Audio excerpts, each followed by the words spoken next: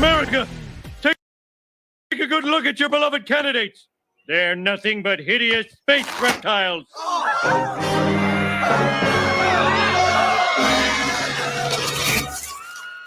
It's true. We are aliens. But what are you going to do about it? It's a two-party system. You have to vote for one of us. He's right. This is a two-party system. Well, I believe I'll vote for a third-party candidate. Go ahead. Throw your vote away. America.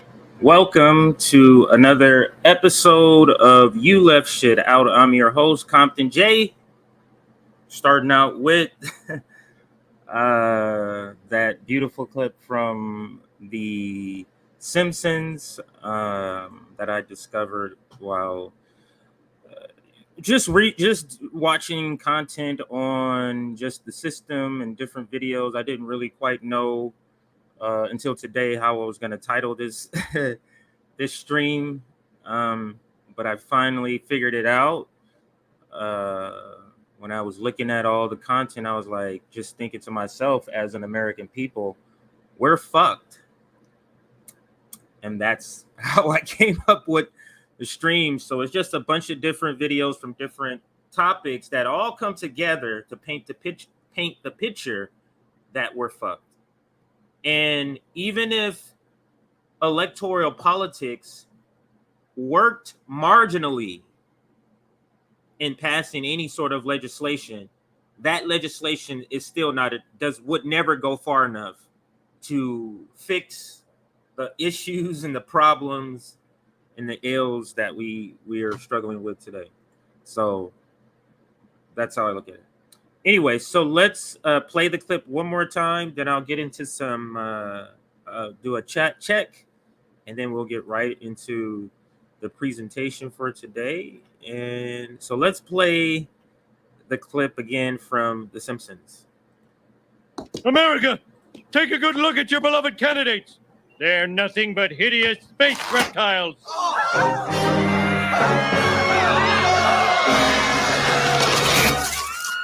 It's true. We are aliens. But what are you going to do about it? It's a two-party system. You have to vote for one of us. He's right. This is a two-party system. Well, I believe I'll vote for a third-party candidate. Go ahead. Throw your vote away. And the reason, it dawned on me, the reason the duopoly, the ruling class, are able to say that, like Michelle Obama, is because they know they've rigged it. If you rig the game, you can talk with quite a bit of certainty if you're rigging the game. So when you say, I'm going to vote third party, they can say, you're throwing your vote away because we've effectively corrupted the system enough where any third party votes are not going to amount to anything. So see ya. And on top of that, we're going to scapegoat you. So that's state affairs. All right, so let's see what everybody's saying in the chat. Originally, Nick was going to be joining, but Nick has been sick. So he's just taking a couple of extra more days off so he can get better. So get well, Nick.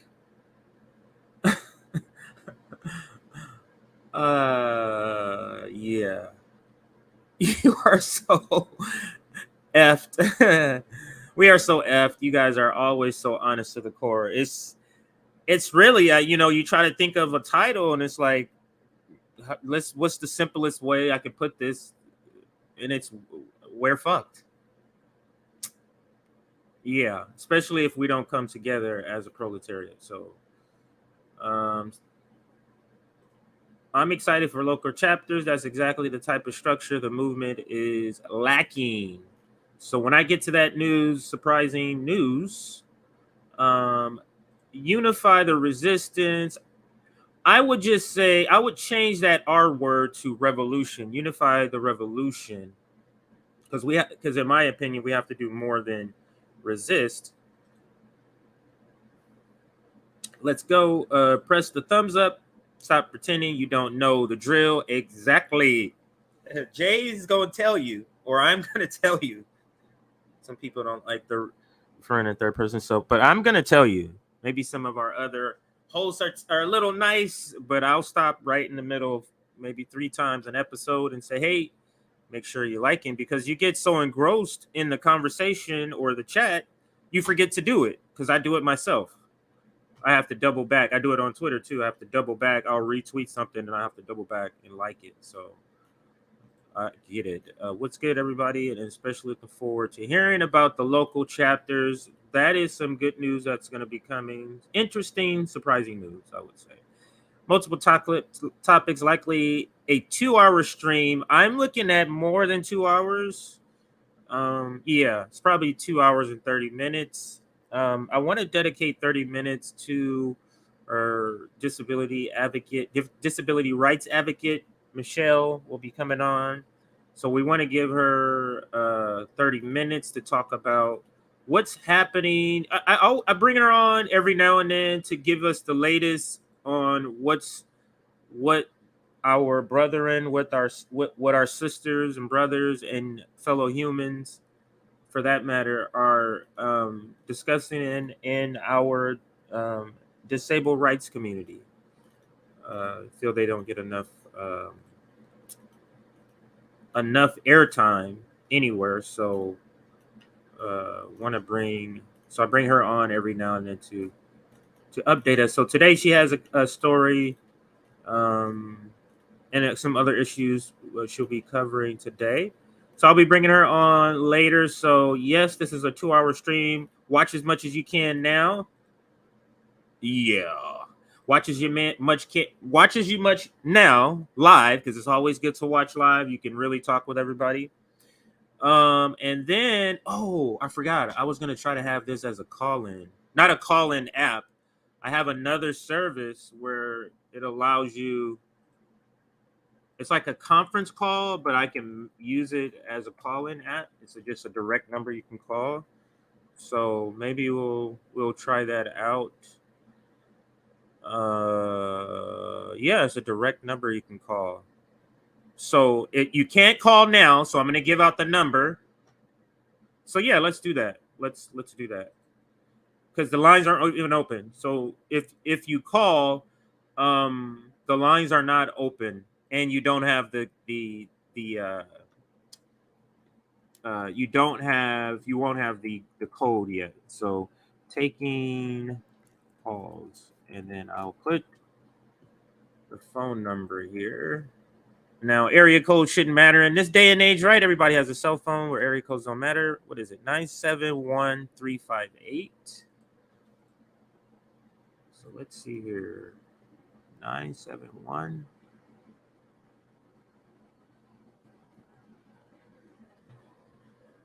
Okay, and the last 4, 7052.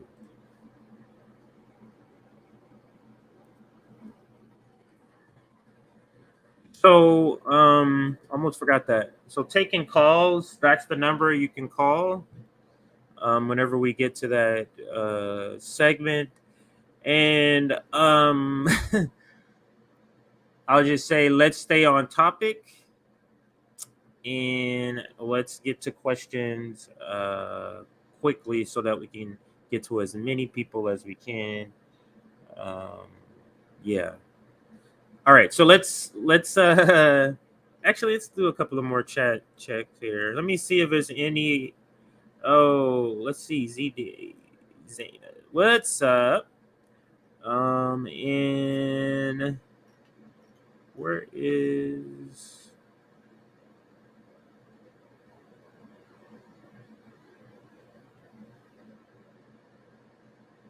Yeah, there is.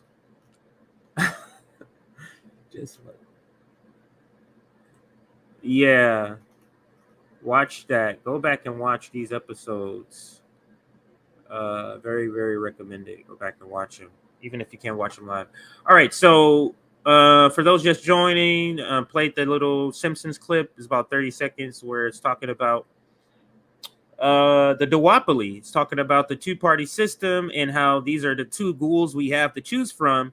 And the ghouls say, hey, what are you gonna do? We know we're ghouls, we're corrupt, we're terrible, but it's a two-party system. You got to pick one of us. That's literally our situation. And the people in the crowd, we're the people in the crowd. And we're thinking, this. Let me put it this way. We're thinking these two people are going to help us. That's what we're thinking. That's what our whole system is that we're fighting our brethren. We're fighting our comrade. It's a better way of saying it. We're fighting our comrade, our neighbors, to see which side we are on of these two people. You see how ridiculous that sounds? You're fighting to defend one of these people if you're participating in the red-blue game. That's got to be some of the ridiculous shit. Forgot to send it to myself. Hang on, let me lock in my notes here. I'm in the draft, and then I send them to myself. So make sure I don't lose them. All right, so let's get to let's start out a little light. Let's start out a little light with a little humor, but it's wrapped in truth. It's about a 1 minute and 10-second video. If you follow me on Twitter, you've already seen this video, but this is how we're going to start. It uses comedy to it's called Cancel Court, and it's a defendant and the prosecutor, and the prosecutor is saying, hey, it's time for black people to exit the Democratic Party. And so basically I'm going to show you that part where they kind of break it down, or the judge kind of sums it up. Where it is, and we'll discuss on the other side. So it starts at the 34-second mark here. So let's just move it forward just a little bit to the 33 mark. And let's listen. It's about 1.5 minutes. I would like for you to look at this evidence, and I would like to get your perspective.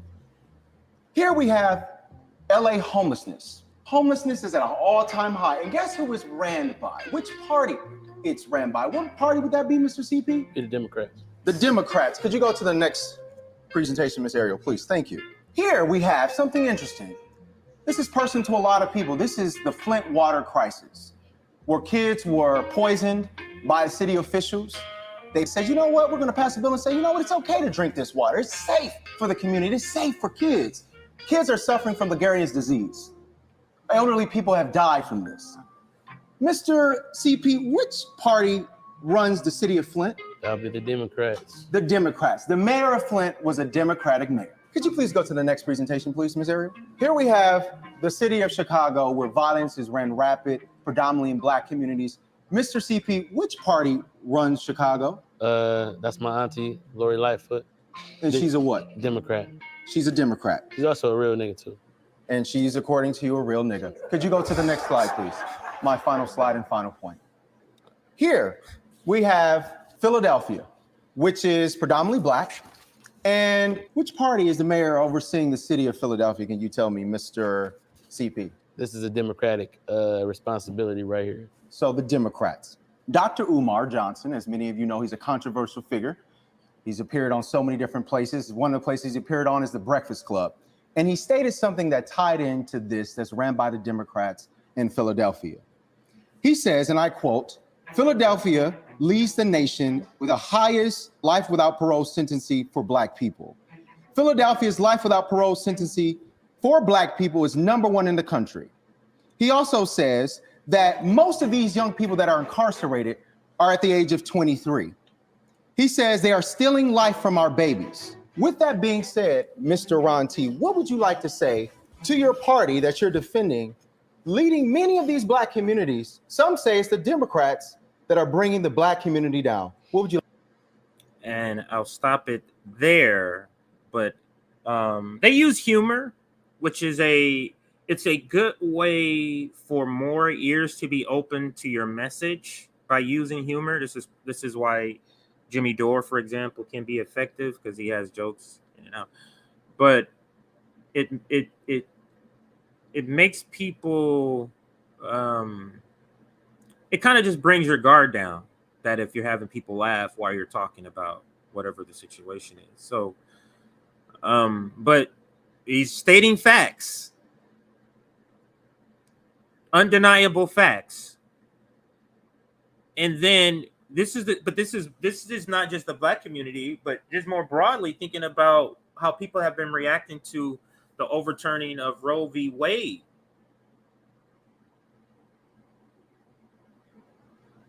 What are we gaining here by supporting them? Put you in office and everything always just fails. BBB just missed it. Voting rights just missed it. Codifying Roe v. Wade just missed it. As when the Republicans get in, there's no stopping. They don't stop the ratchet from moving to the right. When Democrats get in office, they stop the ratchet from moving to the left. This is how you have the ratchet effect, which we'll get into in just a little bit later. Absolutely. Which why to me, where's that comment?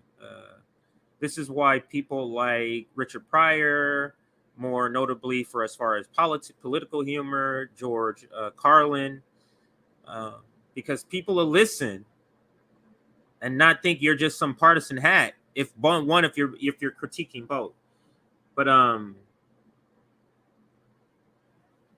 yeah, living color. Okay, I hear you.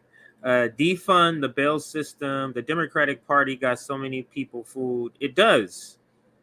And some people on the reformist side of who, when they call themselves leftists, it's harm reduction. But how is it harm reduction if Democrats are the backstop for the nation moving left? It's not reducing the harm.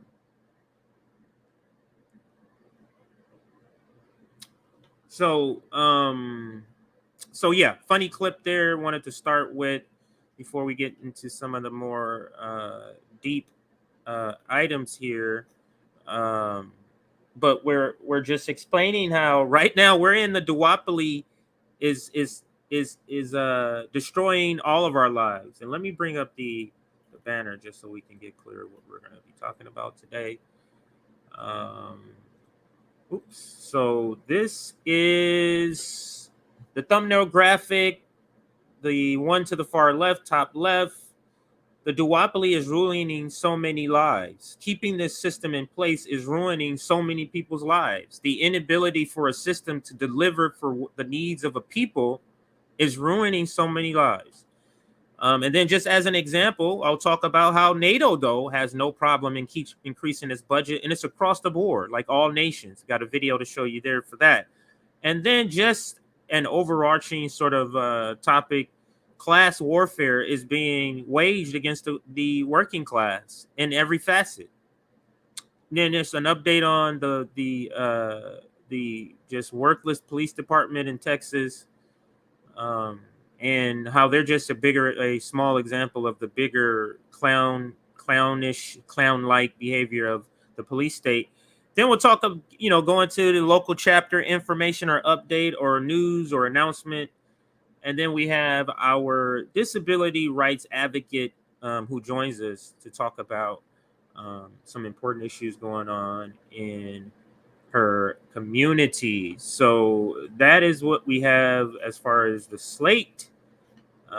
Like this video. Let's do a like check, and then I'll get into the next video here. Let's see. Just refreshed it, and wow, we're already demonetized. And what? We're 30 minutes, 20 minutes into it. 110 likes. We have 190 viewers. Can we push that to like 175 likes? Maybe we'll get about 225 viewers, a few more people in the comments. Alrighty. All right, so let's bring up the next video. So in talking about how the duopoly is ruining all of our lives, let me show you this quick video. It's a mashup video, and it's a mashup of a bunch of different things, sort of speaking to this. Speaking to the same point. Is this it? Let me see if this is it. Yeah. Okay. Speaking to the same point. I just like the mashup here. Let's see. I'm going to pause it in certain parts that make some good points here for us to discuss. So let's look.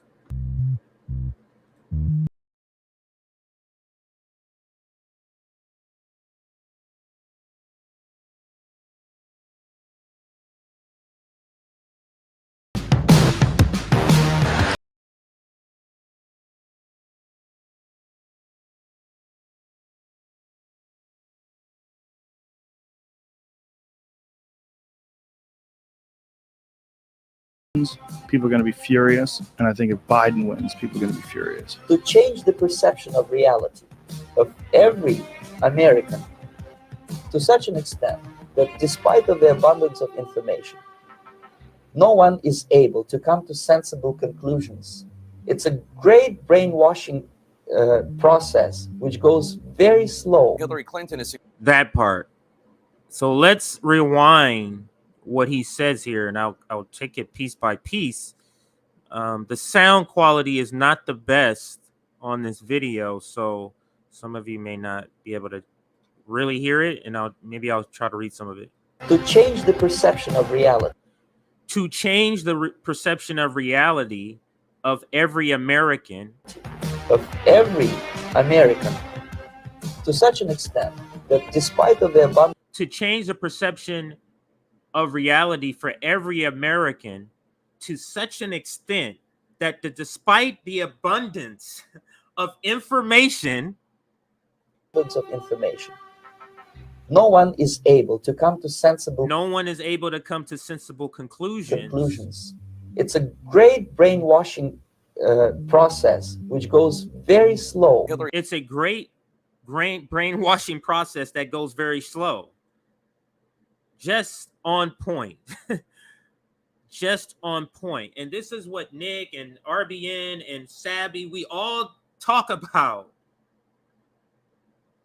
Americans are the United States citizens, I should say, are the most brainwashed, propagandized people on the planet. And just think about it. Strategically, that is necessary. If you're an imperialist power, it's necessary that you have your most soft resistance on your own soil, right? So it makes strategic sense that they has a laser focus on us, keeping us delusioned, keeping us distracted, keeping us divided. We're sitting here on the imperialist core when everybody else in other countries, Josana can attest to this, they're looking at us like, what the fuck are y'all waiting for here? We're suffering and dying over here. What are y'all waiting for? As we get our overpriced lattes waiting in line. That's just something I cannot understand. This is my defense of people. I don't understand that, the coffee obsession. Obsession with anything. In-N-Out is another one. It's a food chain on the West Coast. People will stand in line. I don't get that concept. But anyway, that's diversion from the topic. Let's continue with the video. Hillary Clinton is suggesting that Russians are grooming a 2020 Democratic presidential hopeful to run as a third-party candidate and spoil the race for the Democrats. You're maintaining that the birth certificate that the President of the United States revealed and released to the public, you're maintaining that is fraudulent. That's right. We cannot afford to withhold our votes or waste them on a protest candidate. How do you waste a vote in democracy? That's a real question. Because the singular, the only point of a democracy is free will of choice, not the outcome. That's the only thing that determines a democracy. So why is voting for a third party not part of that concept? Michelle Obama. Let's go to the super chat here. How do you see you're demonetized? So in the background, you have to click each video you want. You don't have to monetize each video. Let's say you do a video where it's not gonna, the content is gonna be problematic, so you don't monetize it, and they don't really scrutinize the video as much. They still do. Don't get me wrong, they still do. But so I checked it, and I can, when I refresh to see the number of likes versus who's watching, I'm looking at our back office end. I'm not looking at the video. I can see that they demonetized it. It went from green to yellow, or whatever the color is. So that's how I know. So we've said something, or likely because I'm playing different videos, it could be that too. But we'll find out. I just know it is. Depending on, I don't know which clip would be problematic. Maybe The Simpsons, but there's nothing identifying on The Simpsons, no names. That's why that clip was in, because that clip is inserted in another video. We're going to be watching a longer video. But anyway, let's get back to the video so we can get through this content before we have our guest, and she will be coming on at about 5 o'clock, 5 Eastern. You can't waste your vote on a protest candidate. You can't waste your vote on a protest candidate. You don't get to vote for who you want to vote for.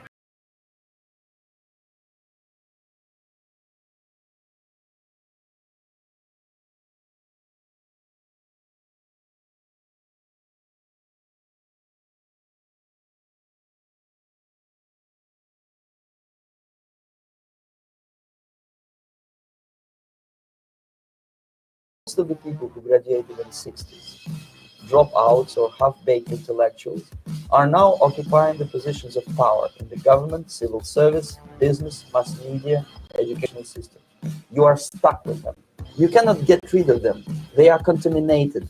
Business. I hope and believe that many Americans, despite their current sort of patriotic unity, are really annoyed, if not incensed, at the ease with which rich crooks can get access to the highest circles of the government. Mr. Sullivan, and the way in which the government considers that that's nobody's business but theirs. Now, there should be a real outrage about that. If you wanted to write a check to either the Democratic Party or the Republican Party, doesn't matter. Unlimited amount of money that you can give to the party. So what does that actually mean? It means the party has a hell of a lot of power that they can leverage over individual members of Congress, elected leaders, to say, if you don't play ball, if you don't vote the way we want you to vote, we're not going to be there to help you out in your election. It is the international system of currency which determines the totality of life on this planet. That is the natural order of things today. We turn two blind eyes to how each side is operating with the same cancerous behavior that thinks leadership is born out of criticism, belittling, division, taking bribes, and manipulating public opinion through strategies and deception. America, take a good look at your beloved candidates. They're nothing but hideous space reptiles.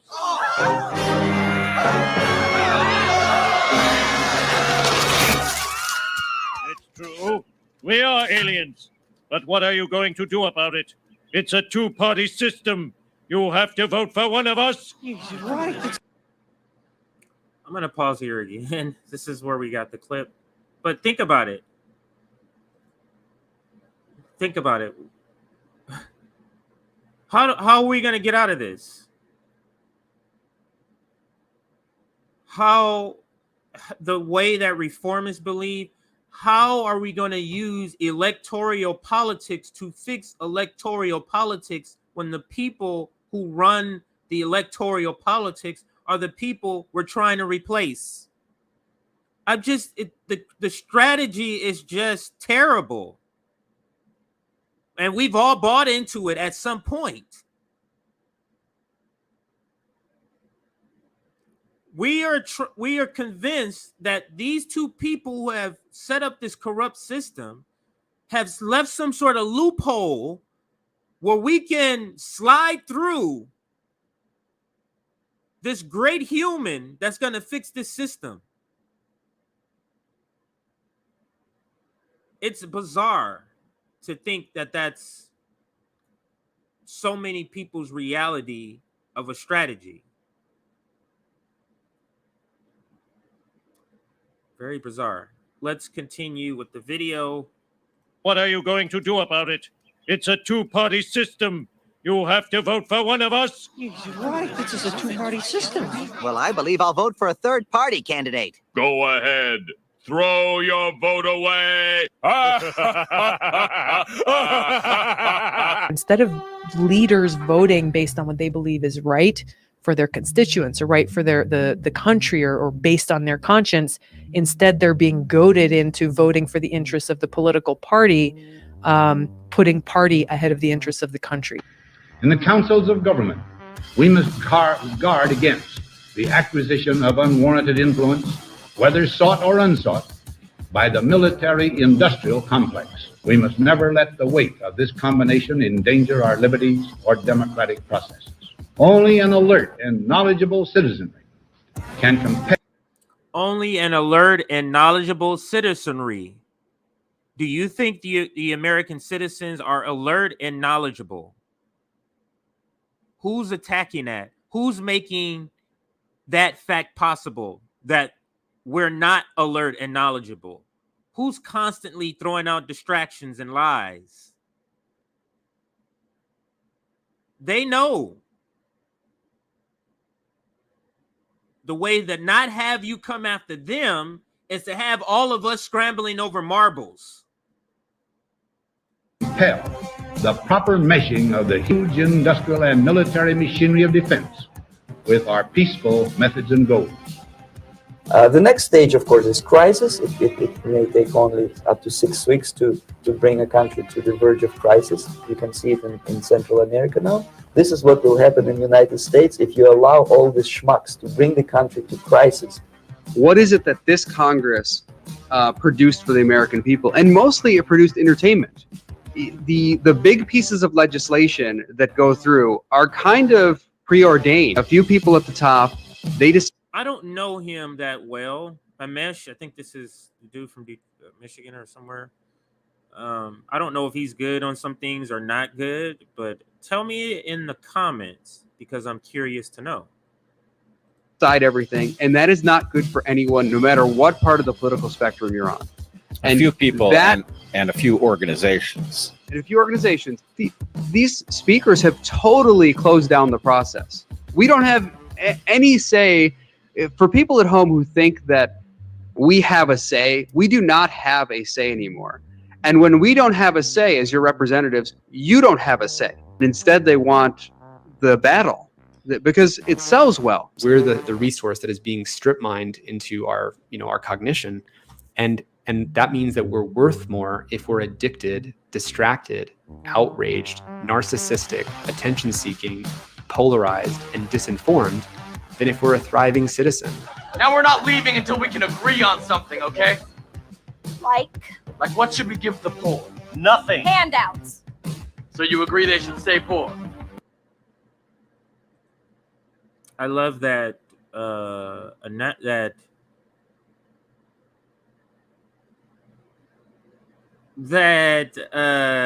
love this scene. He says handouts and nothing. Both of them keeps you poor.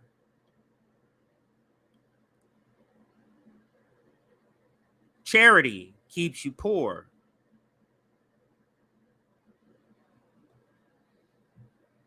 It's not about fixing the system that's making you poor or that's putting so many people in poverty.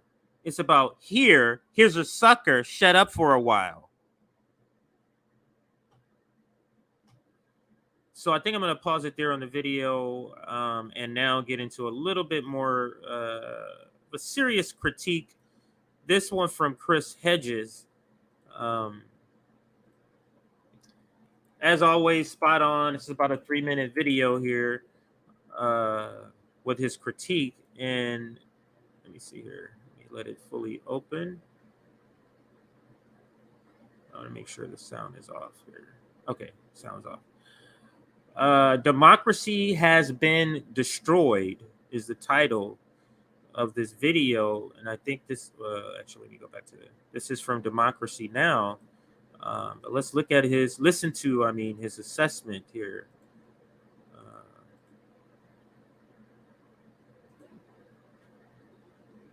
Here in the United States, we're seeing a virtual paralysis of our government as a result of this response to an authoritarian dictator. Is it the reality that democracy, given the huge polarization of wealth, has reached its limits and what it can accomplish? Well, I think democracy has been destroyed by global capitalism, that we have the facade of democracy. Lobbyists write our rules. The Supreme Court inverts constitutional rights. The whole idea that unlimited corporate cash is defined by our Supreme Court as the right to petition the government or a form of free speech. Speech is an inversion of constitutional rights. The fact that we are the most spied upon, watched, monitored population in human history, and I covered the Stasi state in East Germany, and I think that that is the far more grave consequence of unfettered or unregulated capitalism, which, as Karl Marx correctly pointed out, is a revolutionary force. So yes, Juan, I think you hit on a very important point. And so the capitalist class essentially which has orchestrated the largest transference of wealth globally upwards in human history, is determined to beat back even, I would call them kind of moderate figures like Elizabeth Warren and Bernie Sanders, essentially New Deal Democrats, and they will turn to support demagogues like Trump, like Boris Johnson, Orban, etc., that we are seeing arise rather than carry out policies that will ameliorate the value. And he's basically breaking down the fact that, or illuminating, shining light on the fact that, reformists admit this all the time when they say, why are you attacking our best shot that we have? If Bernie Sanders, AOC, and the squad is our best shot, do you understand how doomed we are? Our best shot is afraid to speak up boldly, loudly, and publicly about stuff like what's happening to the Palestinians. Not whispers. That's our best shot. Our best shot is going out saying Joe Biden is doing a good shot. So I reject that.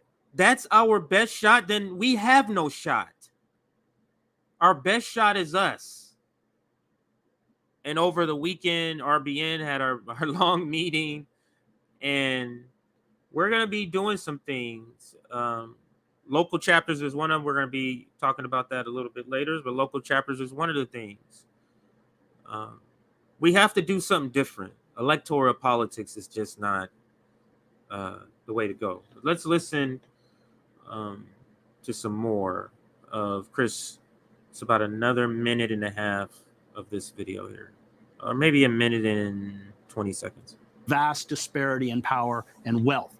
And I was reading the New York Times on the way in here, and they were writing that there was an article about Elizabeth Warren and how the donor class within the Democratic Party is, which of course backs Joe Biden, which gets back to the whole reaction, I think, by the Democratic leadership over this issue of Ukraine, that they've made it very clear that they will swing to Trump rather than support, in particular, Warren or Sanders. And so, yes, there is a complete breakdown within the democratic institutions that once made piecemeal and incremental reform possible. And this just goes all the way back to Weimar, or I covered the Yugoslavia, that when there is that societal breakdown, the capitalist class, they do find a figure like Trump vulgar and repugnant, but they will back him as opposed to, I would even call them political moderates like Warren or Sanders, who talk about righting the gross inequality in terms of power and in terms of economics that has taken place.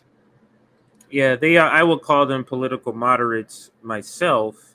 They're only far right if you're far right. They're only Bernie, AOC are only considered far right radicals if you yourself are far. Let me say that again.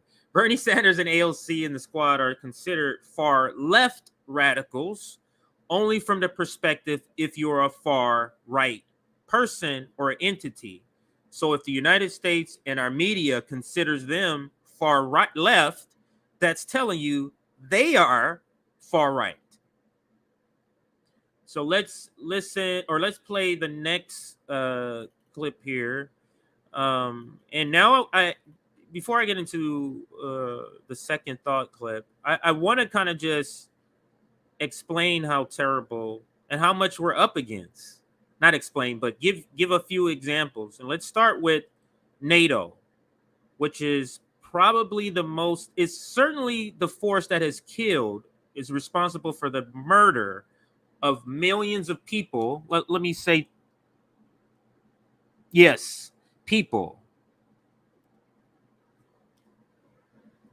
And so let's see what's happening. So we have famines going on around the world with people starving, kids, women.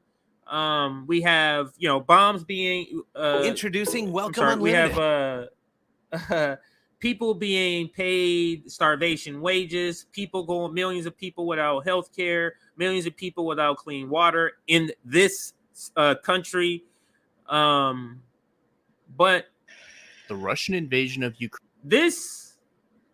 The funding of our war machine has not missed a step. So let's listen to this video that talks about NATO increasing its military spending. The Russian invasion of Ukraine is unleashing a new era of military spending across Europe. Member countries of the North Atlantic Treaty Organization, like Germany, are now increasing their defense budgets. National polls right now are showing pretty big majorities in favor of arms exports to Ukraine and in favor of the announced defense funding. The U.S. remains the top spender in NATO with a defense budget that accounts for about 3.5% of U.S. GDP. The median amount spent by the 30 NATO member countries was at 1.6% of GDP in 2021. That number could be changing. Whenever there's a military crisis involving Europe, you're going to see military spending increase. I mean, we were arguing 3 or so weeks ago about whether the Nord Stream 2 pipeline would be canceled. And that sort of seems like ancient history at this point. Now NATO countries face the prospect of upgrading old weapons, developing and fielding new weapons, and replacing weapons given to Ukraine. And the U.S., the top military spender in the NATO alliance by far, is looking at increasing its own budget while selling The top NATO spender by far, just wanted to reiterate that, and I rewind it a little bit. Top military spender in the NATO alliance by far is looking at increasing its own budget while selling high-tech arms to friendly nations. In its 2022 fiscal year, the U.S. set aside $770 billion for defense spending. Now the Biden administration is requesting $813 billion for fiscal year 2023. NATO's spending has been trending upwards since 2014, but the changing world order could supercharge NATO spending trending upward.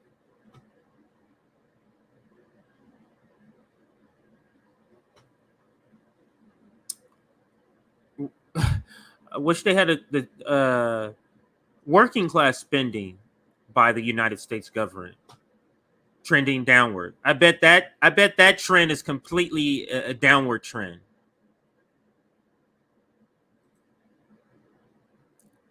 As compared to, of course, the percentage of the population. Charge defense budgets.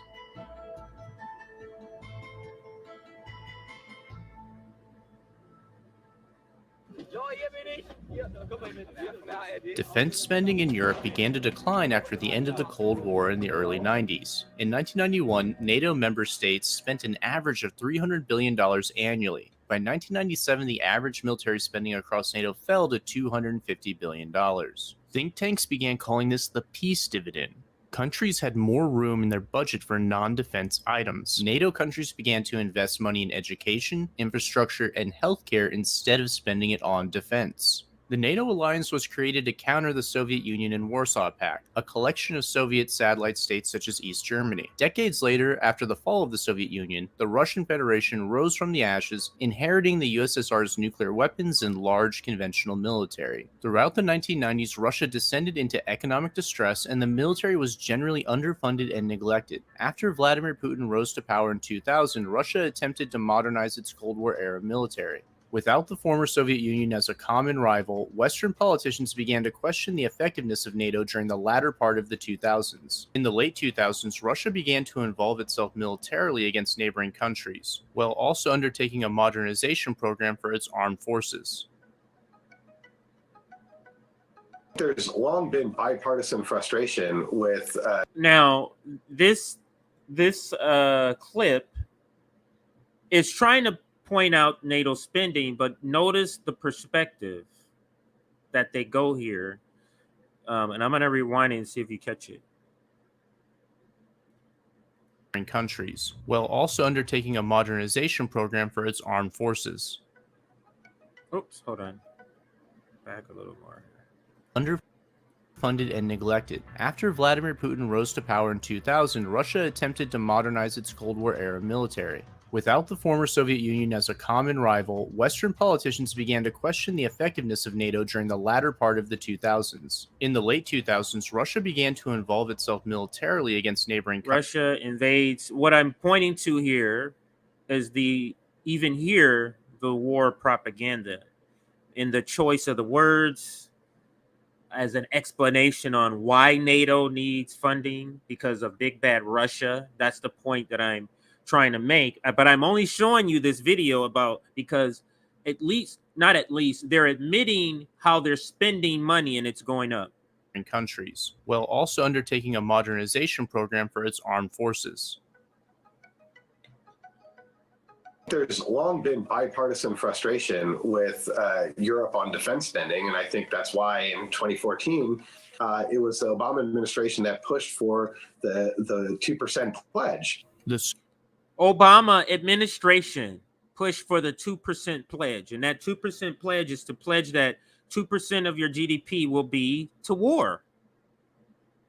Obama, the progressives, yay, we're winning. Let's vote some more Obamas in.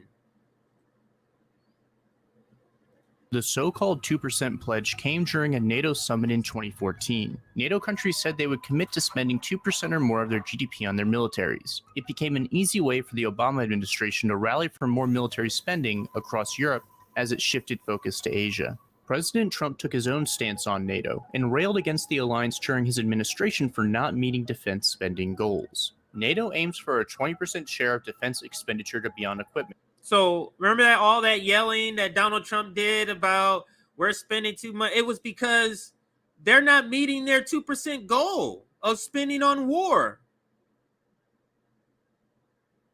And the war manufacturers are fucking mad.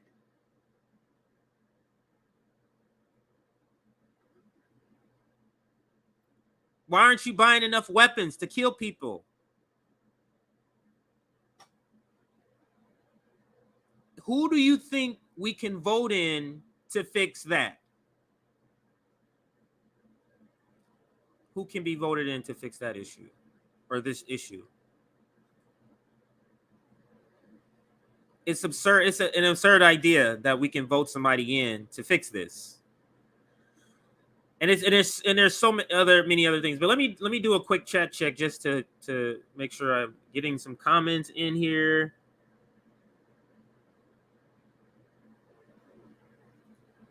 Trump, the peace president. Yeah, right. Remember how they try to sell that? They try to spin it like, oh, he's mad that they're not spending enough money.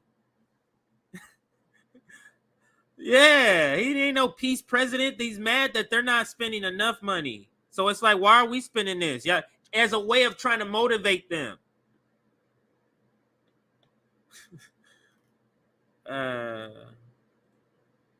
Military industrial complex spending is simply an excuse to fire up the Fed printer and funnel those trillions to offshore billionaire accounts. It's a massive grift. Absolutely agree. The reason we don't have high-speed rail in the United States is because we have a highway system instead. No. Because we could use a high rail. I don't know the discussion, so maybe I shouldn't chime in. There discussing with somebody else, so I'm jumping in the middle. Could be off. There are no brakes on this runway war budget. Reformists in Congress are assisting this increase. I'm not obliged to vote. I'm not obliged to vote to continue the U.S. war. Human wood chipper.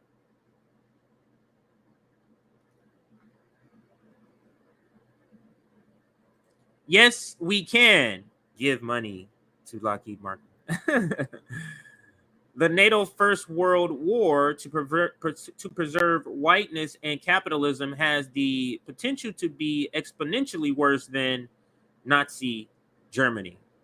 That is a fantastic point.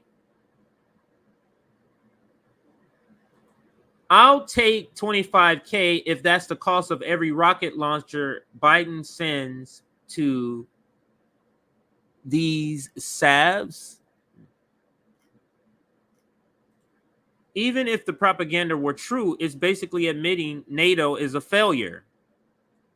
So let's give them more money, like the police state.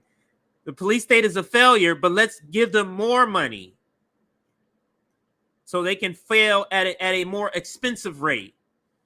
Propaganda works because we allow it to work. Think about that. Right. That is quite true. All right, so I think we're caught up on some good comments there. Let's get back to the presentation. Where is the next video here? So we'll stop it there. I think I've proven the point that the war machine can't be fixed. Explicitly by the duopoly, it cannot be fixed. We have a constitution that allows the tyrant at the top to do almost whatever the fuck he wants to do. And we have a complicit Congress that's willing to give that single person power so they can all stay in office and not have to make any decisions. They have a donor class that want them to do a whole bunch of bad shit that they don't all want to execute. But let's get to the main video and just actually no, let's get to the Uvalde body cam. So 117 is the mark I need to find. So just as another notch on the list of things of why the duopoly is killing us. Well, certainly, Ryan, it paints the chaos of the day. It's the issues. Now they want to make this mental illness. They want to make this gun violence, gun restrictions, when the issue is capitalism. That they're conveniently skipping over. It's like they showed up to a crime scene, and they're the detectives, and the murder weapon is right there with a spotlight on it, chalked out in a white chalk outline. They do their best to run and jump over that to tell you a bunch of other stuff.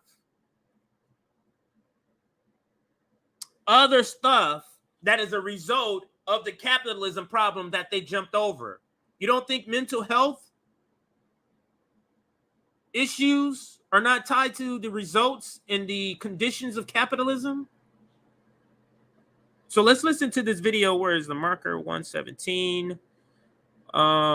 This video, this is the latest. This was this morning, I believe. Yeah, this video was this morning, I believe.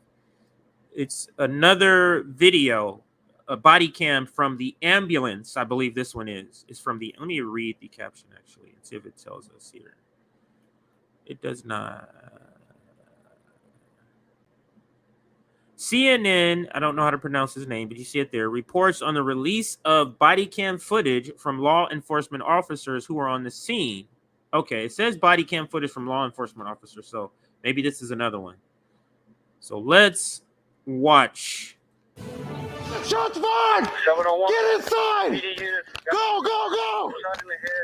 New body cam video released by the Uvalde mayor shows the frantic first moments police arrived on scene at Robb Elementary. Just gonna turn the sound off just a little bit for a few seconds so they don't pick up on that. All right, so let's go back. Inside the building, Uvalde! Which building? I'm just gonna say that doesn't sound like a person that's in shape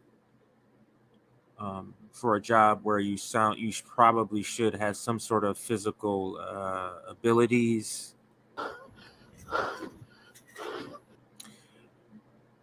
If you're choosing to run, you should be in shape is a better way of saying it. If you're choosing to run after towards something, you should be in shape. Marginally.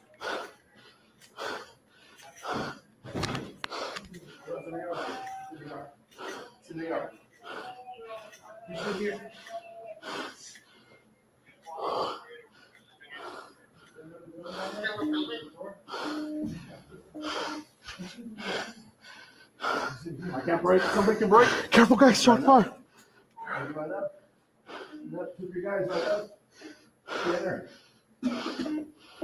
Can't break in here. Can you somebody break?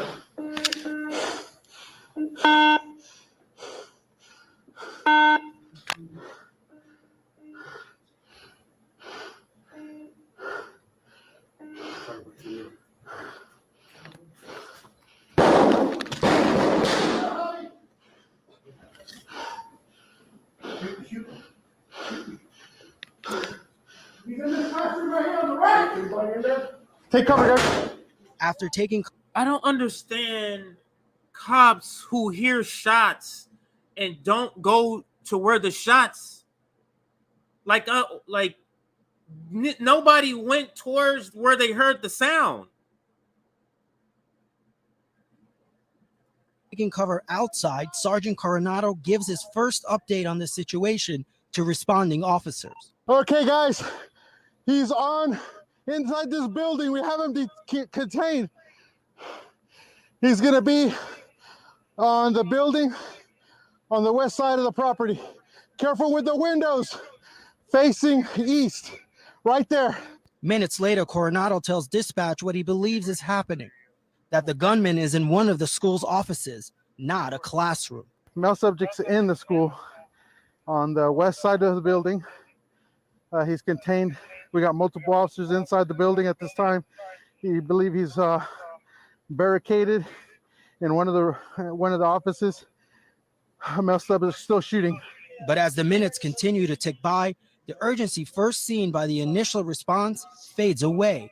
Instead, Uvalde police officers are seen hunkering down, waiting for more backup. Critical moments pass by at a time children were still alive in the classroom. At one point, you can hear Sergeant Coronado. There's one person.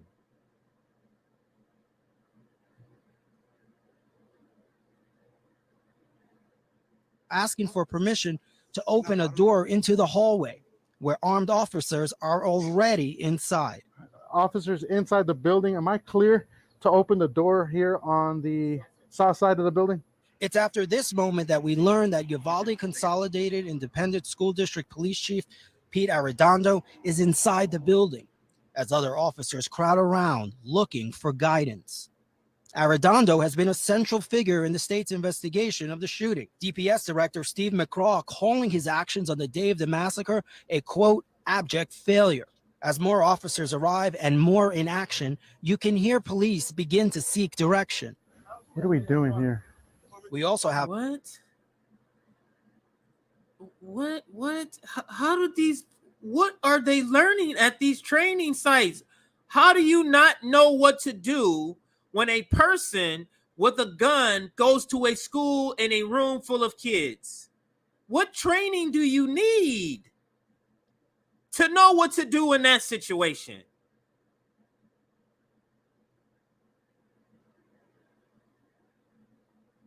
You need permission to shoot in this case, for somebody who's fleeing a traffic ticket, you blast 60 times.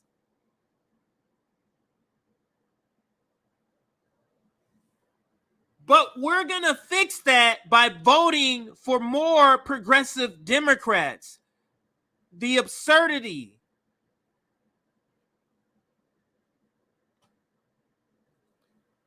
It's like they went to clown college. They went to clown college and got a badge. So I have video from Officer Justin Mendoza, who also arrived on the scene. At 11:58 local time, police helped the first students and teachers from a nearby classroom escape the building. At the same time, Sergeant Coronado can be seen helping children escape from a window outside. At this point, it had been nearly 25 minutes since police first entered the building. More than 12 minutes later, we get our first glimpse of Chief Arredondo in the hallway of Robb Elementary. You can hear him pleading with the gunman to give up, but seemingly unaware that children may still be inside the classroom.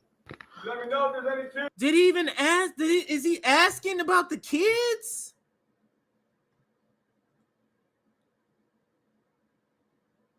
Like the principal didn't report, hey, there's a classroom missing. There's a classroom here missing. Like it's like they're not talking, they don't know information. We're paying for this.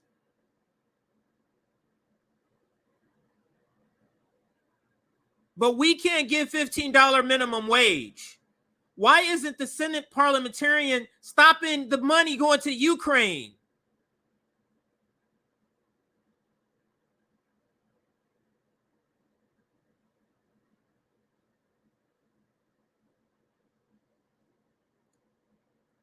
This is terrible. But the point of this video being part of this presentation is that we have a police state that's being money just rained on them, that's producing no results in murdering people, and then on an international level doing the same strategy. We have a war machine that's here just making it rain on weapons manufacturers at other people's lives, at other people's expense. And we think voting is going to fix that. Certainly not in the form that it is now. Certainly not.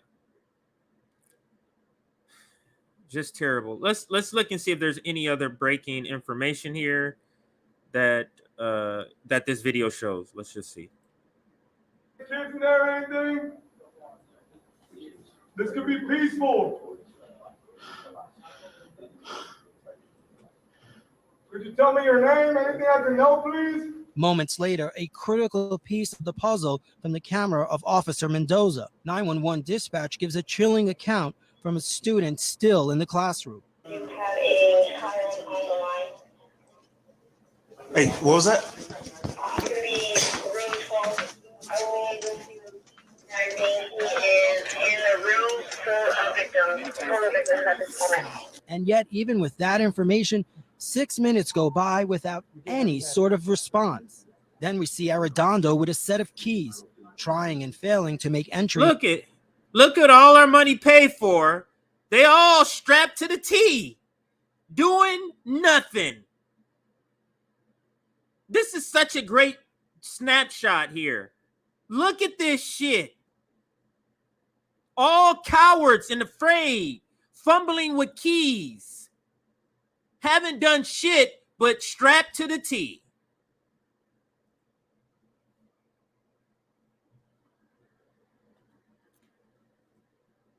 The duopoly won't allow this to be fixed, but we're to keep participating in it. Doesn't make any sense to me. Do have another story. So before I do, hang on a second here. Before I move on to the main video here, let me just pause here and talk about the RBN chapters. So let's talk about that really quick to make sure I'm able to cover that in this story. 376 police in that hallway abolish the police. Right. Look, how many police? And this is just one side.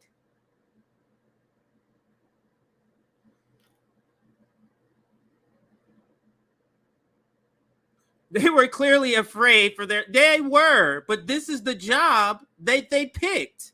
And what other job, what other description of a person is the most important to protect, to say I'm going to put my life on the line for, but a child?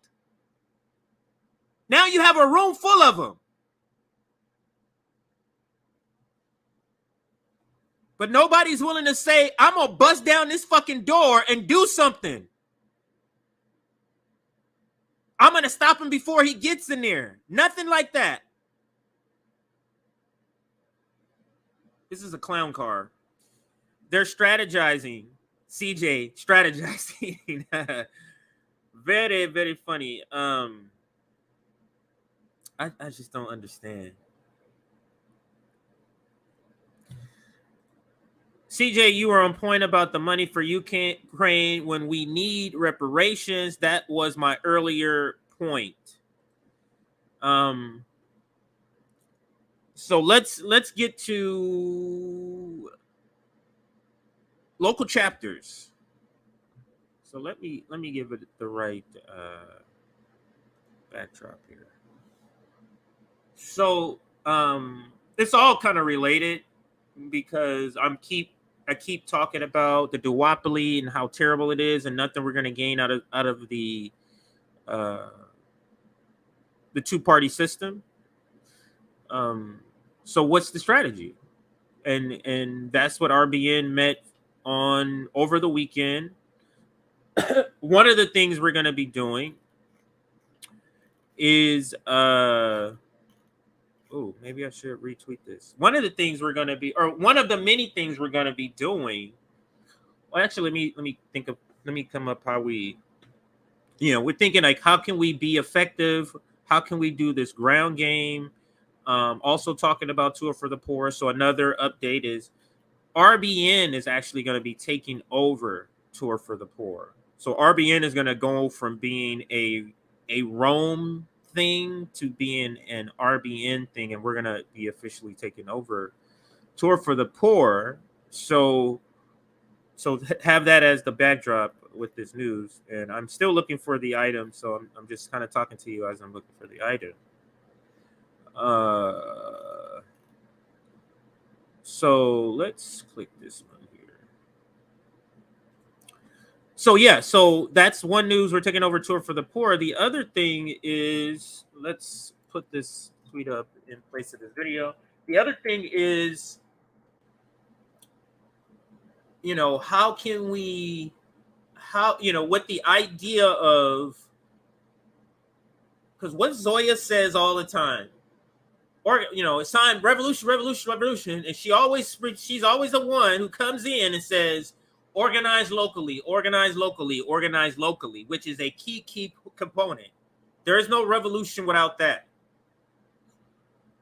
But what has to be coupled with that, which why, in my opinion, a lot of local organizing just simply runs out of steam, because there has to be a national connection to that local organizing, aka what the Black Panthers did. They started in Oakland, organizing in Oakland, and it's the same model in different cities throughout. What one Black Panther goal, but they're all individually organizing individual communities, and that's where we now come to RBN chapters. And let me show you or get a close-up of this graphic here. So RBN chapters, it's coming along with Tour for the Poor. So think of it together, because a lot of the community outreach will be Tour for the Poor, labeled with that label, but it's going through a RBN chapter. The RBN chapter is the one that's performing the Tour for the Poor. So we are going to be launching Tour for the Poor. So maybe I should put that as an announcement. And I think Rome may have already kind of tweeted about it, or did I see it already? Local chapters.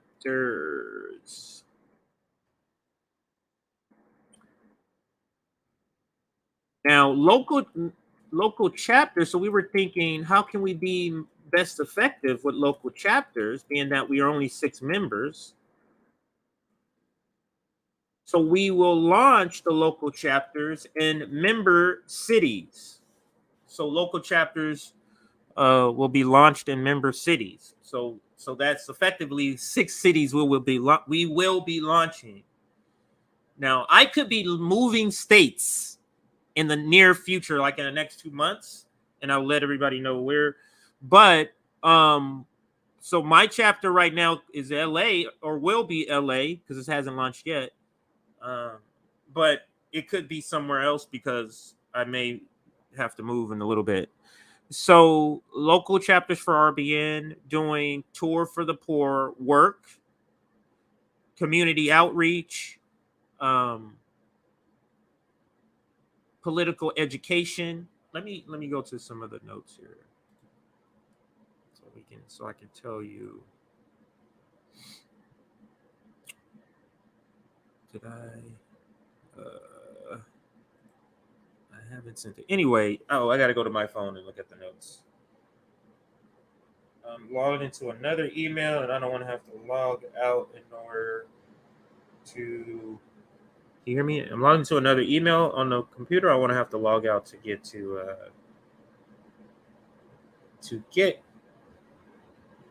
this. Where's it at? Is this it? Did I send it? Okay, let me make sure I send it. I'm panicking a little bit. Okay, no, I gotta save. All right. Okay. Wait a minute here. Hang on, everybody. Panicking that I didn't save this. Where was I? What was I typing on? Oh. Haha, I'm in the wrong account. Sorry. Let me, because I want to make sure I have the right information before I begin to say it. Looks like I did send it.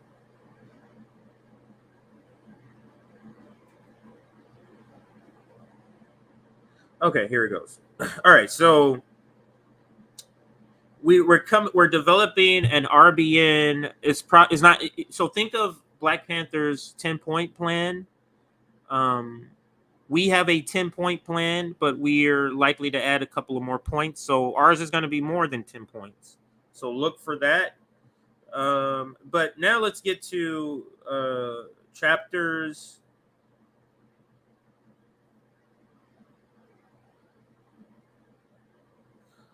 So we're going to be getting like an RBN mutual aid set up. Not my, so like right now we're using mine or using Rome. We're going to get one set up for RBN. So we'll be doing that work. We're going to get local chapters. We're going to have more details later. Let me see if there's anything else I can mention here.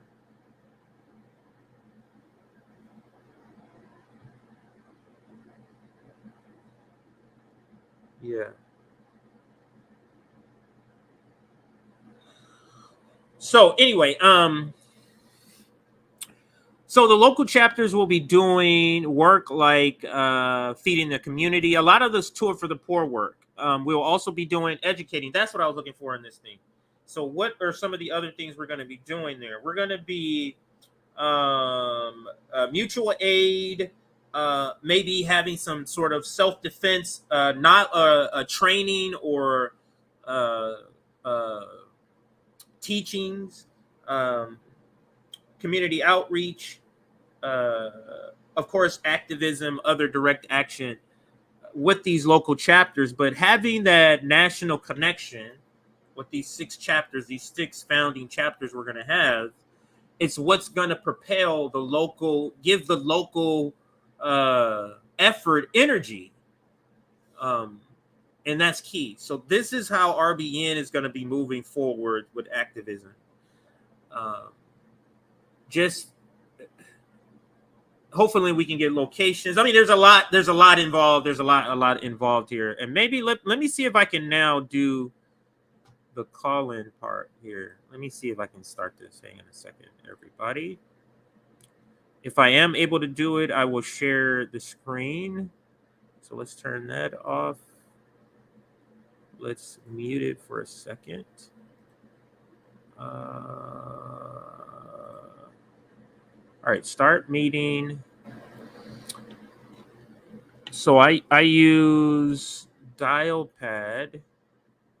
Let's go organize it. So we're gonna lock the meeting. We're gonna mute all.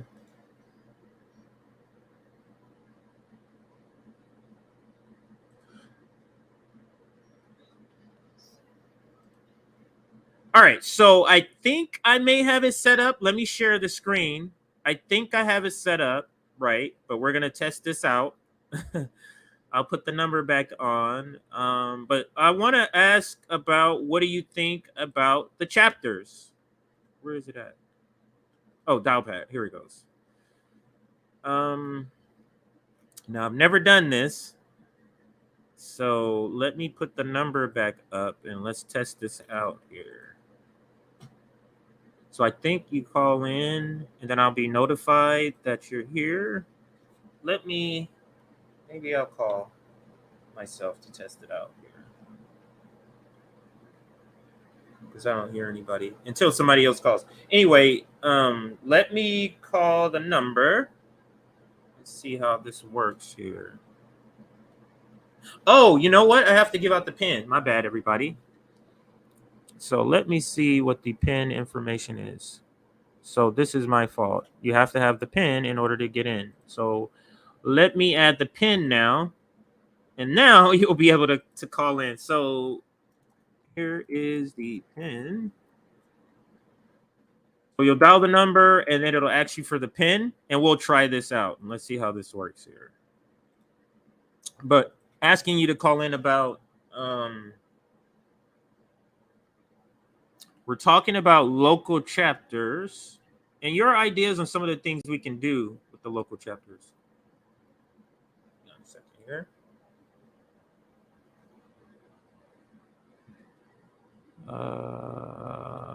29678 67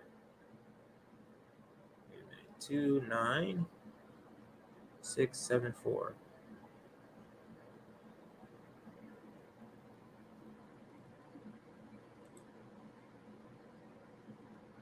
Okay, so now I can see I can see it.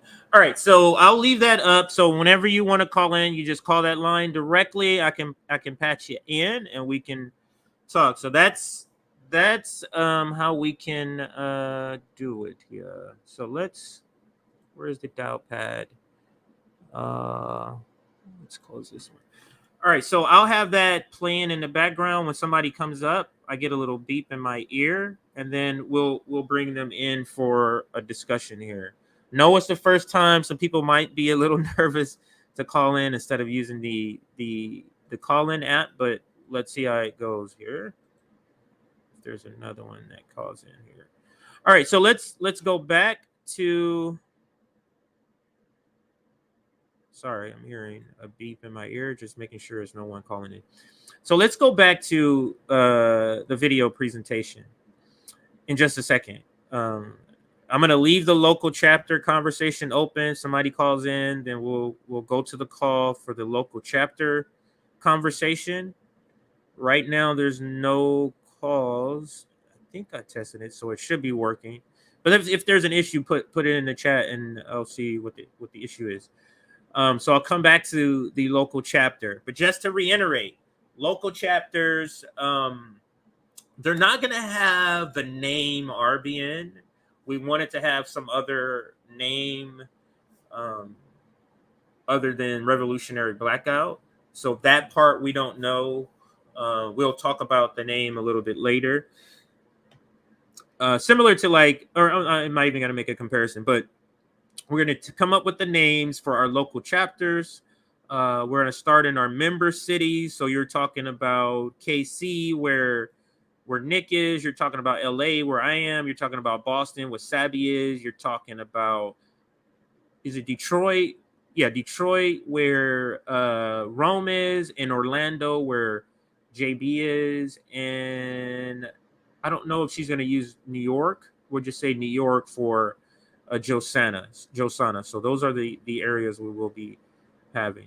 All right. So that is the announcement for the local chapters. Let's get back into the presentation, which is actually the main video now. I'll save that to the end.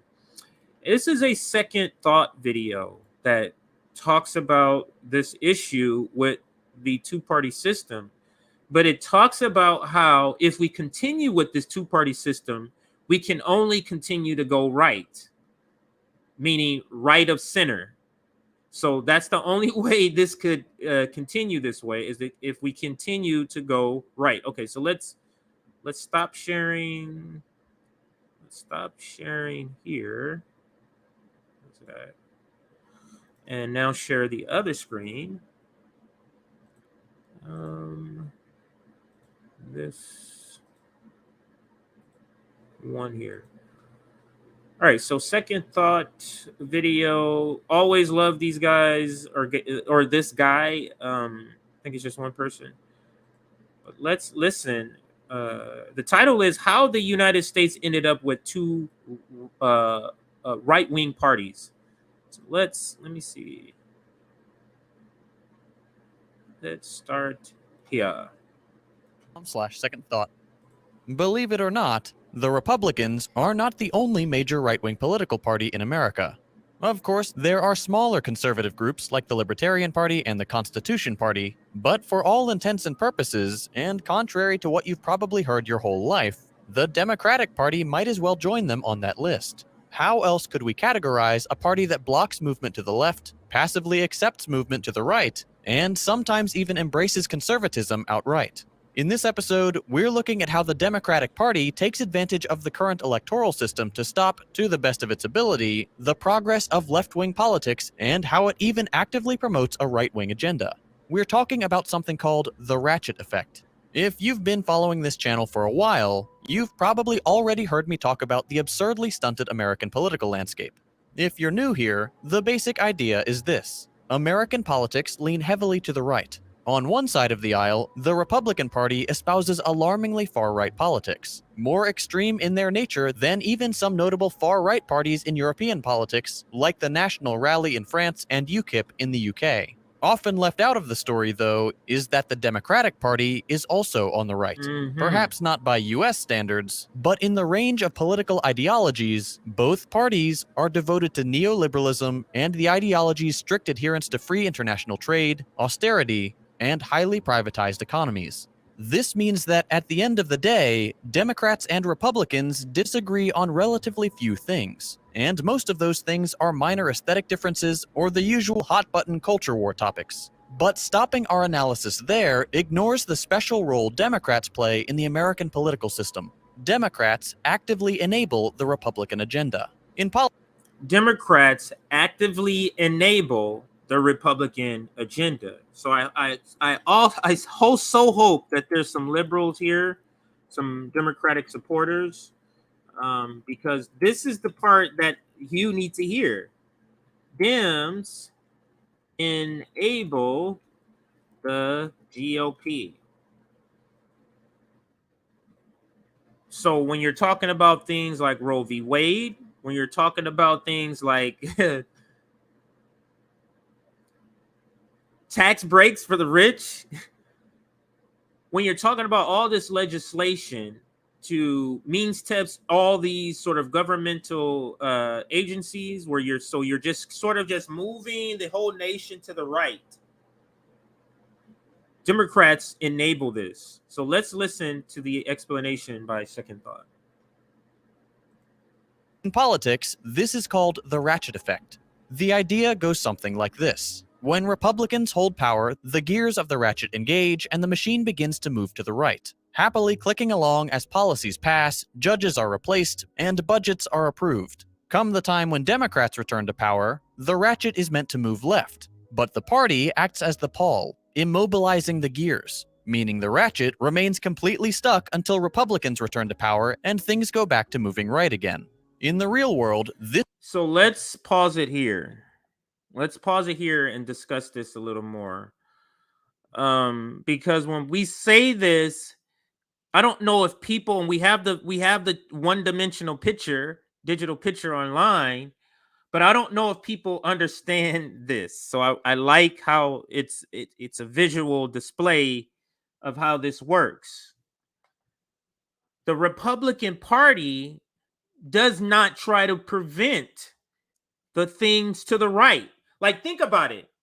The Republican Party, they go, we need more guns. They don't go, no, we're gonna stop our party from wanting from moving to passing legislation for more gun rights or more gun rights loopholes.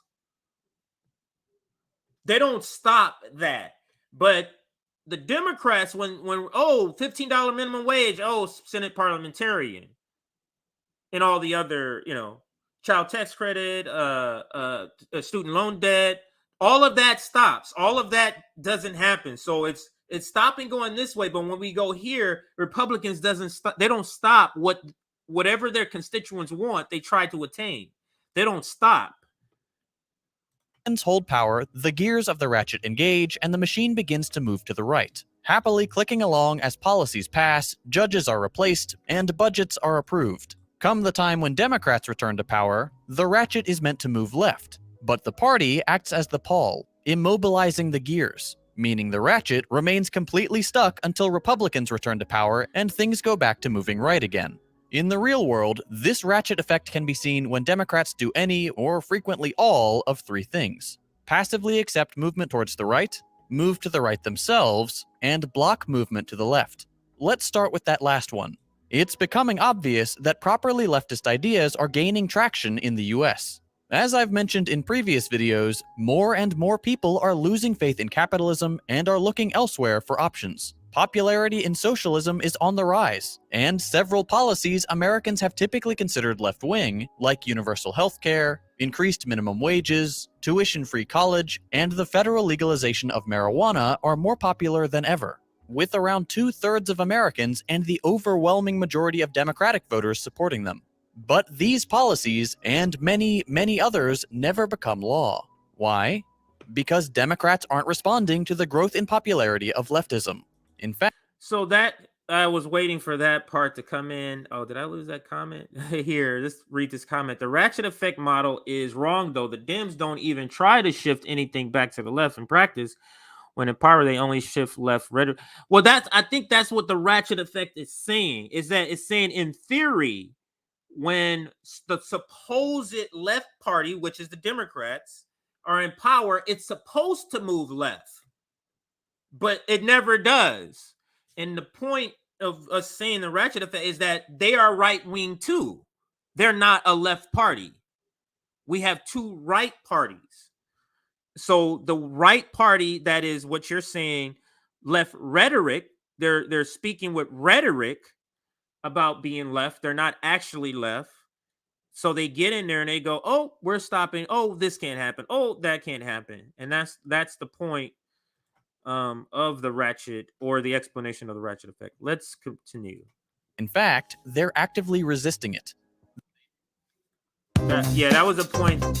So he had was just making the point that we both were just making with your comment, and I was making too. So let me rewind that again so you can hear it as a complete thought here. The overwhelming majority of Democratic voters supporting them. But these policies, and many, many others, never become law. Why? Because Democrats aren't responding to the growth in popularity of leftism. In fact, they're actively resisting it. They do this in several ways. During elections, it's as simple as Democratic elites clearing the path for their more centrist candidates, like Clinton and Biden, by handing them endorsements and the keys to their more powerful fundraising apparatus. The mainstream media also heavily favors these so-called moderates, offering effectively limitless free publicity and often outright slandering the more left-leaning candidates. But it doesn't stop there. Once in government, the party's attachment to centrism only grows. We see this when Biden abandons the fight for a $15 minimum wage long before it starts, leading it to fail in the Senate. We see it in the infrastructure bill going from this to this. We see it in the complete silence of high-ranking Democrats when Amazon workers and Alabama coal miners attempt to unionize or go on strike, leaving them alone and without the support. This is what RBN, Nick, and Sabby, and I, and JB, this is what we always saying, is that the silence is moving the Overton window.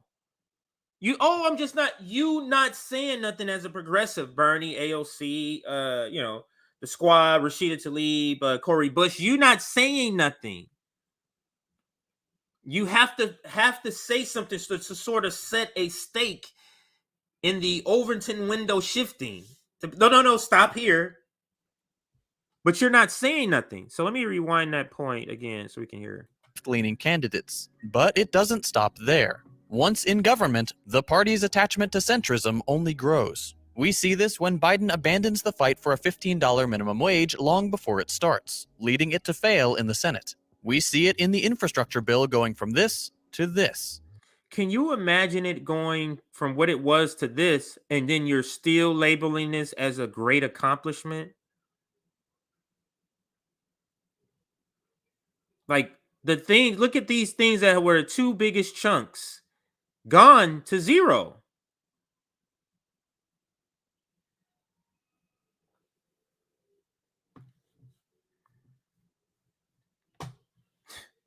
Just terrible. We see it in the complete silence of high-ranking Democrats when Amazon workers and Alabama coal miners attempt to unionize or go on. High-ranking Democrats, remember they finally jumped on board after they won? The Bernie Sanders, the AOCs. That's a moving to the right. That's you moving to the right. Listen to how AOC describes the Joe Biden campaign. Then listen to how they describe Joe Biden back when Bernie Sanders was running. It's the sliding to the right. One of three ways you're enabling the GOP.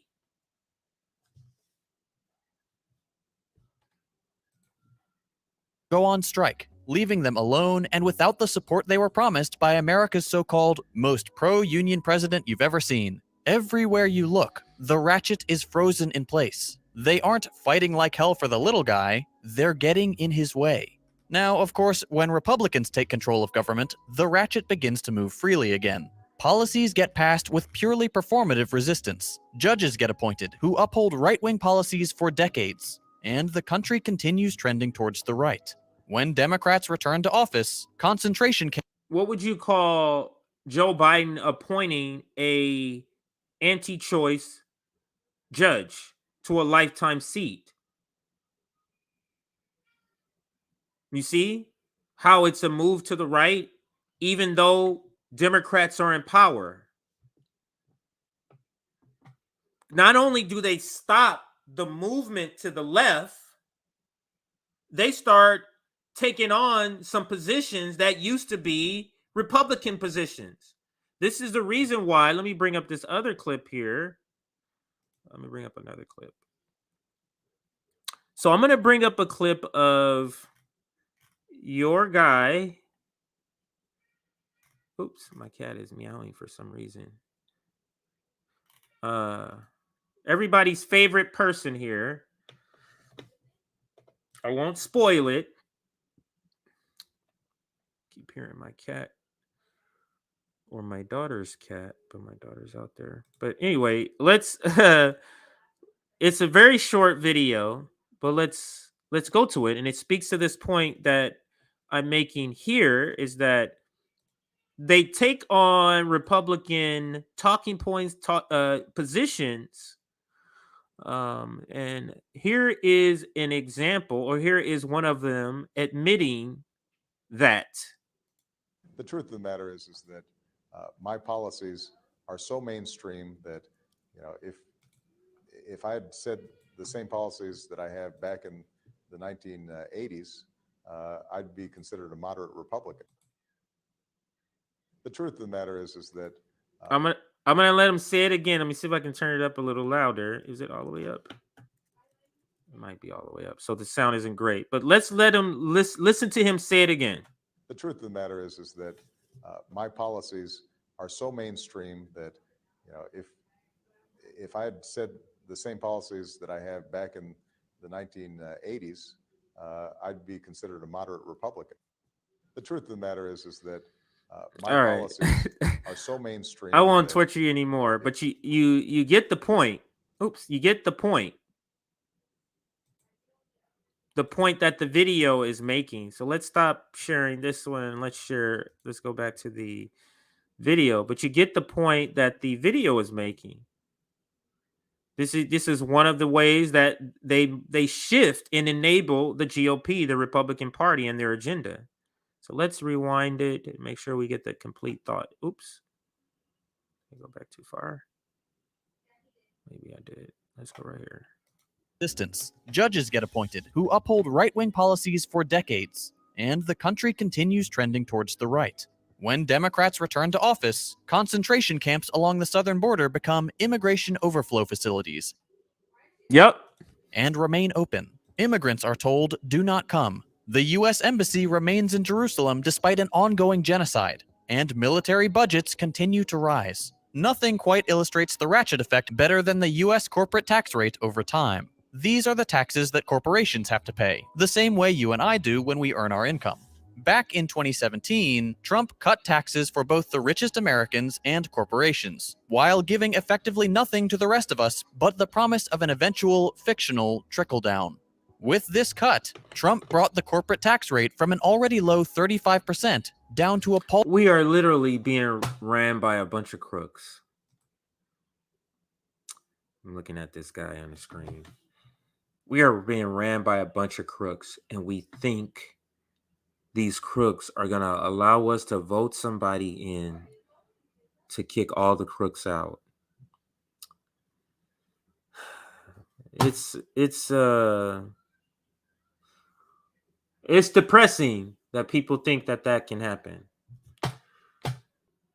Just depressing. Let's continue. Paltry 20%, shifting the tax burden even further onto the shoulders of average Americans and away from his party's corporate donors and himself. Thankfully, Biden is bringing it back up to 25%, 28% if we're lucky, 7 to 10 points lower than where it started. Here, the trend becomes clear. Year after year, Republicans push further and further for imperialist foreign policy, for xenophobic immigration restrictions, for rich Americans to hoard more and more wealth. Democrats come to appease the masses, promising they'll be different from the previous administrations, returning power to the people, but always less than they had before and never getting in the way of this greater rightward trend. This isn't to say Democrats never pass progressive legislation.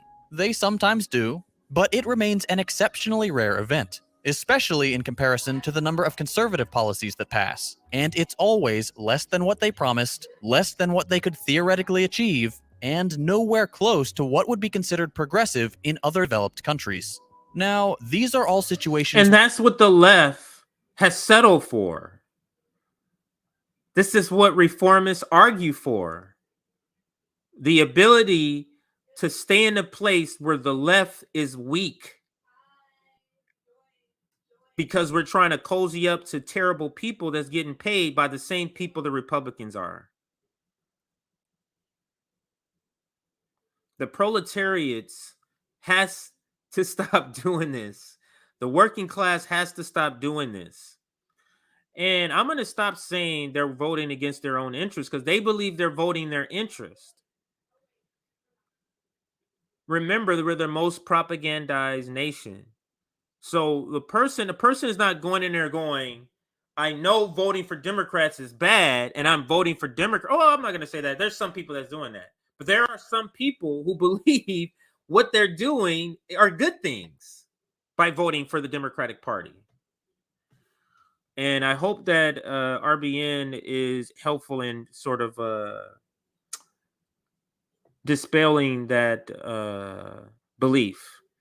But let's listen. Actually, is this the? Let's listen a little more as we get before our next segment begins. I do see Michelle here, and she is our guest that's going to be coming up in just a few minutes. So let's play a little more of this video and round this segment up here. Where Democrats appear ineffective, where they try but fail to deliver on the demands of their constituents. But they can be far more harmful. Every time they gain power, Democrats adopt some new right-wing policy, pushing the left further outside the realm of acceptable politics, and allowing the right to claim even more outrageous amounts of ideological territory as it adopts, according to some, the trappings of a fascist state. Uh-oh, commercial. So the fun thing with the serpent is, how does a serpent talk? What? And not only that, but why is the serpent's punishment to crawl on it? I've seen that commercial before. We've seen this for decades. In the late 60s and 70s, it was law and order. Yeah. A seemingly innocuous phrase coined by Nixon became realized in full force by Reagan's disastrous war on drugs. Law and order became one of the rallying cries of a political program that threw the black community, black men in particular, in jail with long sentences for so-called broken window crimes. Minor crimes heavily punished so that the state could showcase its power. Politicians drummed up fear of black and minority criminals while simultaneously terrorizing non-white communities with an over-militarized police force. Will you ever ask yourself, how come crime isn't going down? Like, how come we're having more and more police, more and more convictions, but that's not doing anything? Why is that? Why are people just born criminals? That regardless of their situation, rich or poor, they're just going to commit crimes? It's never an analysis of that, because any analysis of why people are doing this thing leads back to an analysis of capitalism. So let's try to finish this here. Democrats latched onto this Republican program with their own narratives. You may have heard the term super predator. This super predator, a young criminal with no remorse, became the myth that glued the Democratic tough on crime program together. The Clinton administration in particular led its own wave of over-policing with the infamous crime bill, which included what was called 3 strikes lifetime sentencing. I remember that very clearly in California happening, the 3 strikes, because I knew a bunch of people who were considering it when it was hot. I can't remember when it was like a hot topic. But devastating families. 3 strikes. I mean, it was some ridiculous stories too, where people were getting like their 3rd strike was something very minor, being sent to jail for 20 years or life. All right, let's get through this and sum this up in just a moment here. Put more police on the streets, increased the scope of the death penalty, and of course, put more people in jail than ever before. These are not the policies of a left-wing government. Generally speaking, Democrats are quick to jump on the police state bandwagon. We've seen it when the Biden administration tries to increase police funding and deploy it against Black Lives Matter protesters. We've seen it with the passage of the Patriot Act by a Democratic-led Senate back in 2001. Over time, Democrats tack more and more right-wing politics onto their agenda, until the Democrats of today begin looking a lot like yesterday's Republicans. There are 2 main reasons the Democrats act this way. Democrats of today looks like yesterday's Republican. Isn't that exactly what Obama said in that clip? My policies are so mainstream that a few years ago, I would have been considered a moderate Republican. That's what he said in that clip.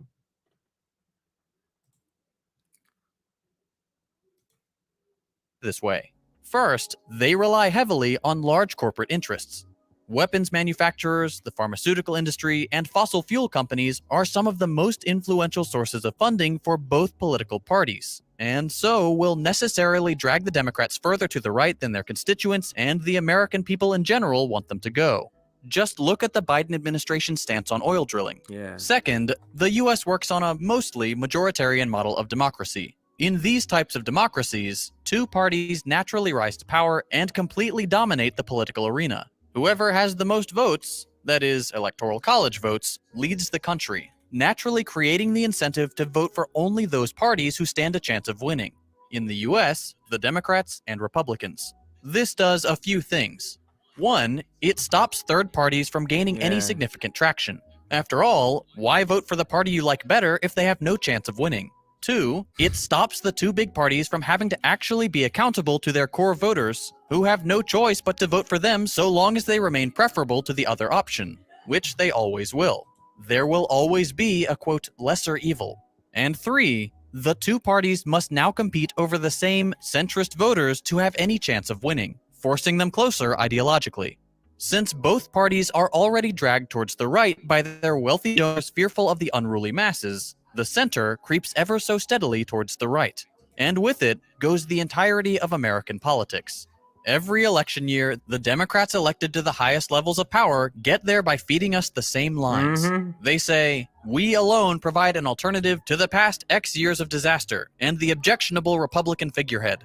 We alone are the barrier that prevents the free reign of regressive, conservative politics. Surely you wouldn't vote for the fascist. And yet, in the very same breath, they assure us that they need to work across the aisle, that our democracy hinges on their need to move towards the center. Right. I'm going to stop it here. Just think of that dynamic.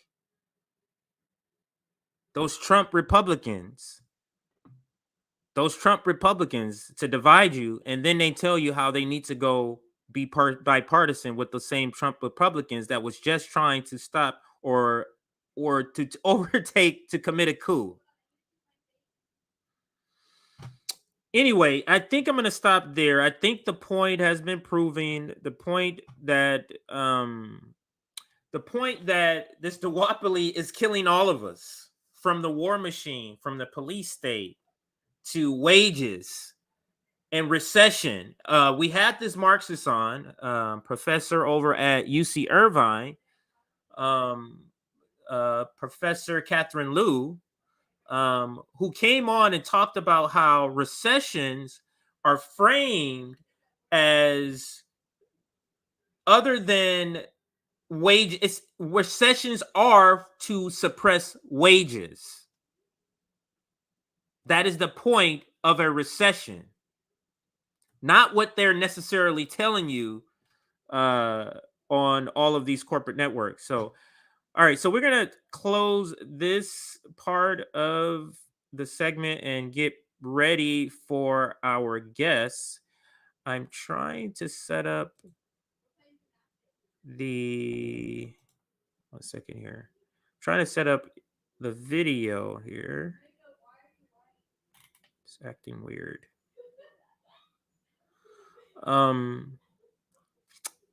Okay, so because I need to do this before. Hang on a second here.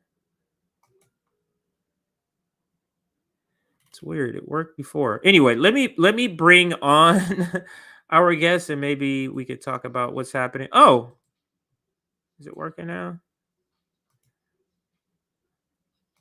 Oh, okay, it's working now. All right, so I will bring on our guest, and our guest has been on the network before, many times before. She also participated in one of our summits. I believe it was the General Strike Summit that she participated in. I have the video queued up now, so let's bring in. Actually, let me give you another. Some other key details about her background. She is part of the Green Party. She is a disability rights advocate, and she is here to talk about just some pressing issues in the disabled rights community. So let's bring on, I can bring this out. Let's bring on Michelle. Oh, how are you doing, Michelle? I think you have As I to. remember where the unmute button is. I'm good. Thank you. It's good Oh to be yeah. on, as Okay. always. So Yeah. okay, now I saw your message. General strike and the third party summit. So she was on both. So how are you doing again, Michelle? And how are things with you? How, you know, what's the, before we get into the topic, just a general feel of how are things with disabled rights, the disability rights community in general, and then how are you feeling specifically? I'll leave kind of some of the how disability rights in general is doing to the content that we kind of, Absolutely. you know, because I think I can say that things are crappy until I'm blue in the face, but people don't begin to realize the how or the why until they have more people kind of contributing to the story. I'm doing okay. I'm currently on a quest for a full-time job, so being in between is kind of difficult. Um, I'm doing a transition strategy at the organization I've been at, and then trying to transition going forward. Locally, where I do a lot of my advocacy work, locally right now, there's some really good stuff that the activism and the advocacy that I and a few other disabled advocates were able to put forward has resulted in some fairly huge changes that are amazing to see, and a little bit reassuring that society is not lost. It's just we need to unlearn more stuff, which I think is what we're always kind of doing. So, but I thank you for the opportunities, and I look forward to engaging. Absolutely. No, always love having you on. And I just want to jump right into, I don't know if this will be the only story, but I know this is a very important story to talk about. Just depends on how long we talk about this. But this video here was one of the videos you sent me. This is the CBS video.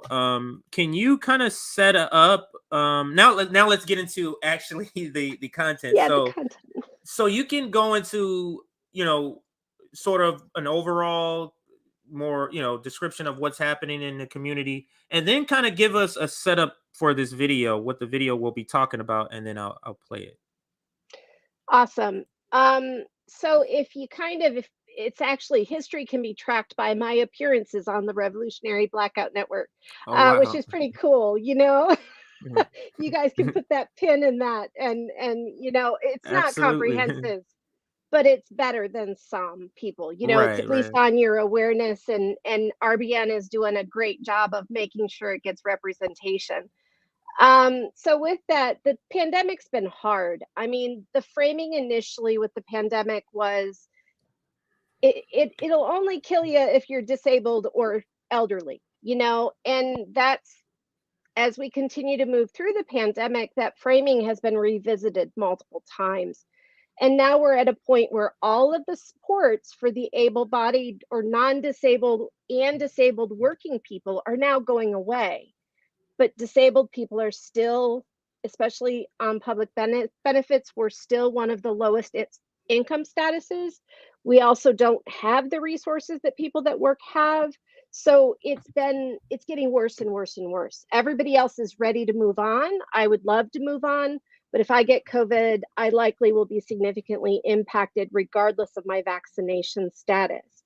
Now, that means that I have to do a lot of work that our quote unquote public health system should technically be doing. But those initiatives have mostly fizzled out because corporations are more important, and the corporations need people to work. Therefore, disabled people just get our burden, so we just get put aside. And it's that ongoing messaging of burden that happens in so many different phrasings and so many different ways, even by people that just say, well, I don't have to wear a mask because I'm not going to die. Well, but you not wearing a mask with COVID means that I might die. So every decision we make, whether it's on vaccination, whether it's on social distancing, whether it's on wearing a freaking mask that I don't like my mask either, those decisions all impact our communities. And we have to prioritize those most at risk and those most impacted. And this includes categories of other, of disabled people, immigrants, people that rely on public transportation, our seniors and our elders in our communities, as well as, you know, parents with multiple kids, people that live in smaller housing because there's 6 people in one room versus because capitalism says that's how they survive. So those are the ones that are most impacted right now and continue to be impacted. How have you, as a leftist, you as a Green Party member, and can you just briefly tell us what is your position in the Green Party for just so people know? Yeah, I started with the Green Party in 2019, and the Green Party has created a structure that focuses a lot on what values RBN promotes, which is organize locally. You know, however, in an electoral system, in order to have influence and power, you also have to organize at the national level. So we have, it's everything. So I am a elected county council member of my county Green Party, Santa Clara County, which just means that every 4 years during the presidential election primary, we get to ask our Green voters, you know, who they want to lead the county party. And I was one of 5 or 6 people that were selected to help lead the party for the next 4 years.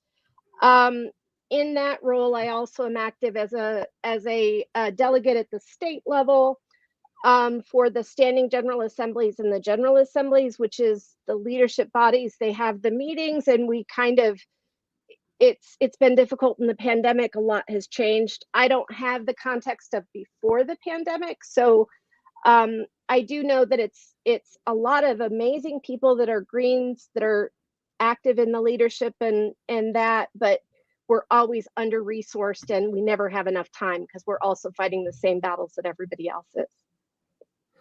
How do you think, or how do you assess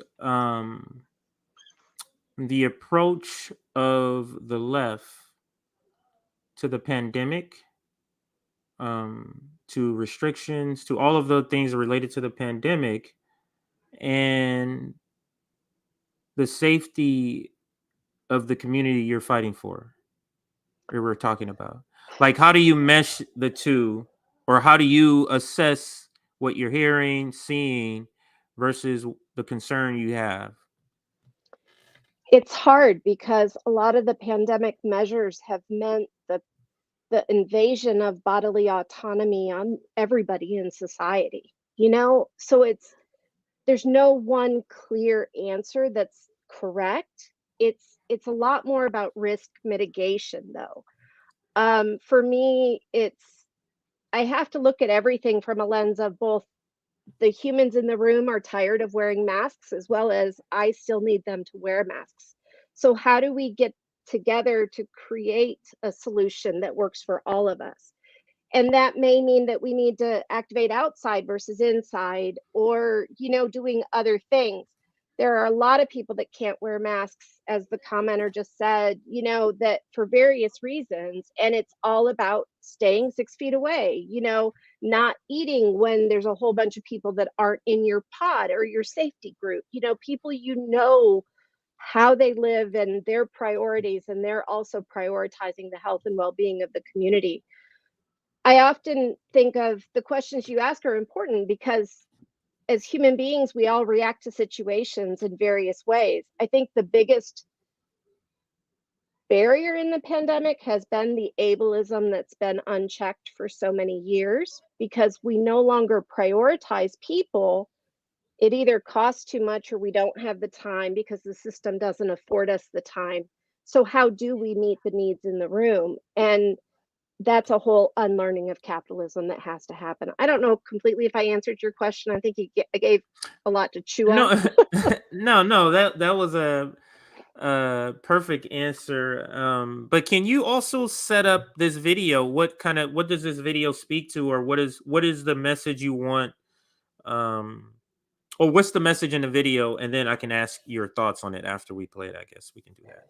Yeah, so the activists in the video it was kind of a compilation of a group of people that were very busy advocating at higher levels. There's a number of advocates that are tapped into the federal government system because it was prioritized, I believe, starting with kind of Obama going forward. Now, I'm not going to distinguish neoliberal from liberal from progressive and who and what these people Okay. actually are, because I think that's their stories to tell. However, their experiences are still important. And while many of these groups and people, I'm not going to say specifically the video members, but a lot of the hubs around disability are more neoliberal hubs, which makes that a little awkward too for me as somebody who's more radical than neoliberal. You know, but it's always about listening to the stories, listening to the lived experience. And this is finally a break of that lived experience being shown at a much higher level than what we've been able to get up to this point. But periodically, these groups of people have breakthroughs that are awesome in this way because it really does share their stories. So let me just translate for some of our audience. Just because a person is a liberal doesn't mean what they're saying about their reality is invalid. Is that what you were saying it in a nice way? So basically, don't just throw out the message because the person could be a liberal or a Democrat. Don't throw out the message because the message for the disability rights community is very important still. So that's what I heard. So let's listen to. If you need me to stop it anywhere, just give me the. Just say, hey, yeah, can you pause it here, and I'll do that. But let's listen. Or let's play the video. Where is it? Oh, right here. And let's play it starting here. Oops. Sorry, I'll rewind it in just a second here. COVID precautions, many people with disabilities, as well as those facing serious illness, feel forgotten. About 7 million Americans have compromised immune systems. I'm gonna backtrack it just a little bit here. And possibly even death. Earlier this year, the CDC director said that among vaccinated people, it's mostly those with comorbidities. Sorry, everybody. It looks like the functionality is delayed when I click it. So, who are dying from the virus. But many in the disability community were outraged by that statement, feeling it devalued their lives. They began sharing their stories using the hashtag #MyDisabledLifeIsWorthy. We spoke with 3 people with disabilities about their experiences. I think I got it. Okay, sorry everybody. I'm trying to start this over so we can get the full content, but the levers aren't popping up here. If you click the play button, does that work? No, apparently not. Huh? No, like none of the. If I, no, it'll play. It's just that the controls. You see, like the controls only show up. We've faced mass Anyway, death let me see here. in the disabled community as a result of COVID. Okay, I think I got it. I think I got it. The 32nd anniversary of the Americans with Disabilities Act.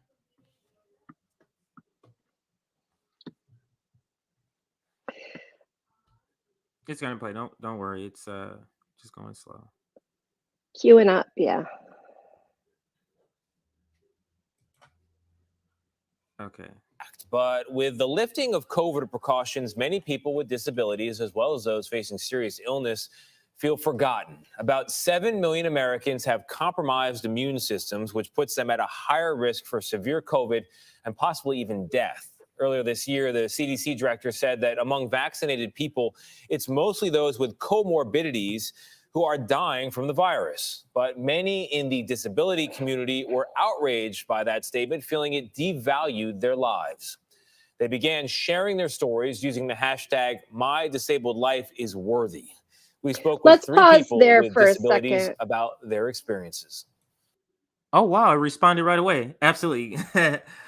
Awesome. Go ahead. So the reason why I wanted to pause is because of the context of statistics. They're saying 7 million Americans are possibly immunocompromised. There's also a larger number of people it's estimated 1 in 4 people, 1 in 4 Americans have a disability, but then more recently, it was actually estimated that as many as, it used to be 1 in 4, now they're saying it's greater than that. It could be as much as 30 some odd percent as opposed to 25%. So as many as 30% of our population have a disability at any point in time. Now, when I say disability or immunocompromised, also you have to realize that the UK found that there was like triple to quadruple the rate of death amongst disabled residents compared to non-disabled residents. So it's a 3 to 4 times higher death rate. So it's important to get that context too. But those are the two things I wanted to kind of supplement. So. And also, when I think it was the FDA director who made the comment that, as to say to people, it was some issue with the vaccination getting out to people. Well, and as to say, well, calm down.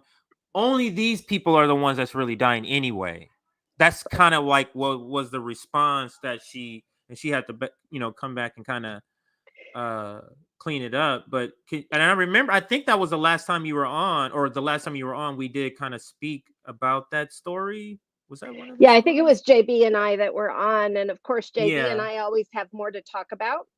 Absolutely. You're saying, if you're framing, oh, don't worry, non-disabled people or American people, because at this point it wasn't even separating it that way.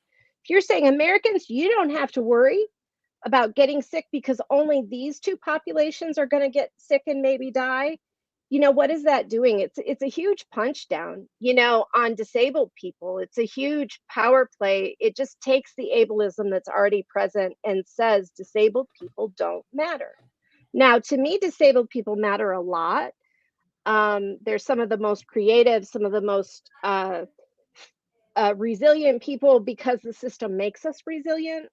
And we have to come up with solutions that are not necessarily based in what we can buy, but rather in what we can create. So all of this ableism just kind of taps in and adds to that devaluation. But it was a clear smack of, you don't matter. We don't have to worry. We can move on. We can go, but also without any supports for us, for disabled people, for people that need remote work.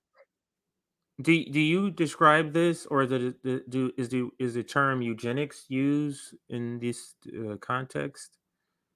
Yeah, the eugenics practices, the historic eugenics is huge. So eugenics is that attitude of disabled people don't matter. It's okay if you die because we need to save the rest of us. We're in a sinking ship. Let's save those that are going to matter going forward. And there's parts of that I can relate to and actually even say I've had those thoughts throughout my life. And then there's parts of it that say, as a disabled person, I'm still left in a burning building until somebody can come rescue me.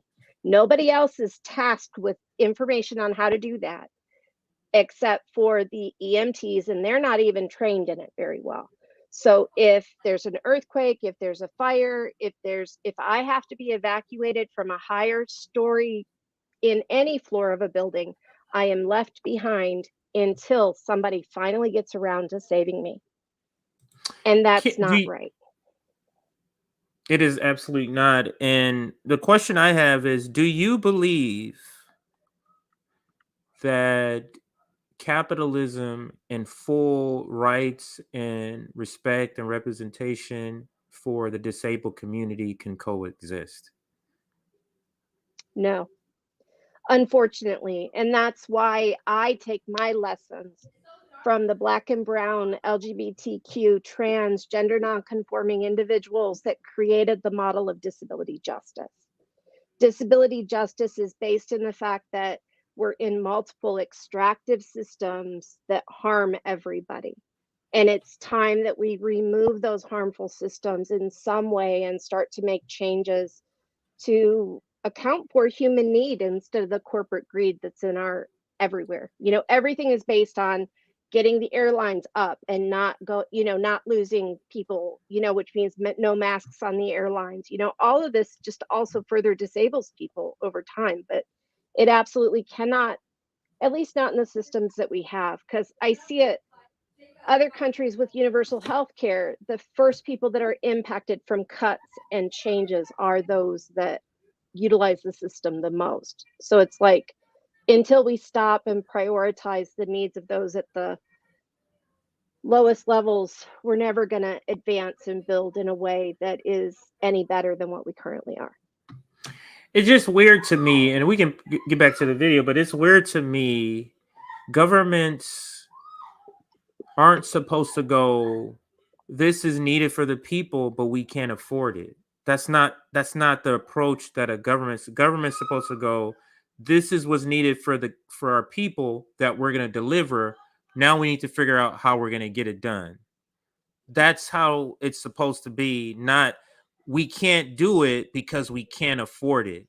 So, we have this plague that's literally killing people in seconds, but we can't afford it to fix it. So it's not a concept to me. But people have been sold on the government. It's supposed to be this way, which is just weird. And it continues and it trickles down though too. This is one of the things that does trickle down, which is the animosity towards anybody that requires a disproportionate share of the money pie. If it's connected to a human being, we are judged for that. If it's connected to wars, why are wars not judged for that? And the answer is the oppressive systems in our society. And that's the part that we have to go back to over and over and over again. Germany's eugenics during the Holocaust was based on the United States, actually California's policies. So to say, and now Germany addressed the eugenics after the Holocaust. They had a reconciliation process where they started to address some of the wrongs. When will America address the wrongs that we have done? Because that's why we're still immersed in these same problems over and over again. We choose the wrong people to value. We choose the corporate need to value. We choose capitalism to value. And in that process, we've left behind all of the people that are on the streets. Everybody who's struggling to survive, to work 6 jobs to support their family. People that live in a 1-bedroom apartment or a 1-room apartment, and they have 6 people because they have their elders and they have their kids, and that's how families are created. So why do we marginalize those families by making things so hard to do? Because we're focused more on the profit of the weapons manufacturers, the police unions, all of these other things, until we realize our priorities have to shift, until we realize the toxicity of the systems that we've been told for years, it'll get better, it'll get better. And it did get better with the ADA, but not enough. Because who's responsible for policing that? If something is wrong, I have to file a lawsuit. I can't just go in and say, hey, fix this, because money is involved and they can still tell me no. Yes. All right, so let's because there's more there, but let's get back to the video, because there's more I could keep going on, but let's try to get through more of the video, and then again, if there's a place you want me to stop it, just let me know. Did I click it? Okay. I think I did. We've faced mass death in the disabled community as a result of COVID. My name is Ola Ojewumi, and I'm a disability rights activist in the Washington, D.C. metropolitan area. Since I was 9 years old, I have been disabled. I was diagnosed with a rare heart condition. I needed to be put on the organ transplant waiting list for a heart and kidney. A few years after my transplant, I was diagnosed with a rare form of post-transplant cancer. As a disabled person, getting COVID could be a death sentence. This is something that I take every night. I live with chronic migraine, which means that I get 15 or more migraine attacks a month. I'm currently living at a migraine every single day. My condition is an invisible disability because you can't see it. But that's the thing, that disabled doesn't have a look. Anyone can be disabled. Here we go. My name is Carmrose Fialo. My pronouns are she, her. I'm a queer, disabled Latina, and I am a disability advocate. To the pandemic, with mask mandates being lifted in nearly every state. The mask mandates had been lifted on airplanes, and I didn't realize like how soon it was effective. And I was flying home the next day, and I got on an airplane, and I was shocked by how many people weren't wearing masks. I'm already disabled, and even though I'm vaccinated and boosted and more likely to get mild COVID, I still have an equal chance of getting long COVID. And for me to add chronic fatigue and all those symptoms on top of what I'm already dealing with, it would just be extremely detrimental and debilitating. I think it's hard to process what's actually happening right now, which is most people are going to get COVID. The way that that falls on my ears is that we should just expect that. I'm gonna pause it there because I have a question. Is how does how would you assess the disabled community in that question? Do they accept that to be the reality that everybody's gonna get COVID? What they've been saying, is that an acceptance of that? Not within the disabled community. So unfortunately, because of our government response, that's the only thing that we have left. We've basically blew the chance, and we continue to blow the chance of any lessening of COVID simply by the fact that Africa, the continent of Africa, doesn't have the same access to vaccination. Yeah. So anybody who travels ends up going there. Not everybody's vaccinated. The strains mutate and migrate, and then they come back with them, and then we're introduced to a new bug, and that's the concern at this point.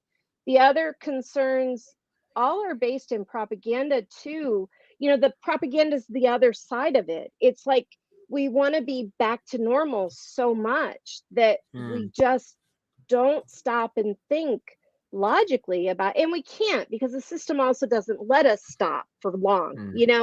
It's like if you stop, you have to catch up, and it's really hard because I have to wade through all of that misinformation to come up with a few key people that I follow to get my information from, because they've consistently been based in things that I can believe, as well as based in the resources, the different area resources that I value. And there's just so much room to wiggle and to create a false narrative out of like even one sentence concept, because we don't check the ableism, don't check the racism, we don't check the class consciousness elements in what's getting put forward. We just simply want to believe what's being said. So yeah, we're getting left behind and harmed by the ongoing changes and just everything. Okay, let's get through a little more of the video, and again, if you want to stop, just let me know. Let's see here. I think I clicked it. Did I? We might get severely ill and die. That it's inevitable. My name is Christine Mitchell, and I have Marfan syndrome, which is a connective tissue disorder. My anxiety around contracting COVID is that I am at high risk if I got it. Even when I've had the flu, it has impacted me pretty severely. The overwhelming number of deaths, over 75%, occurred in people who had at least 4 comorbidities.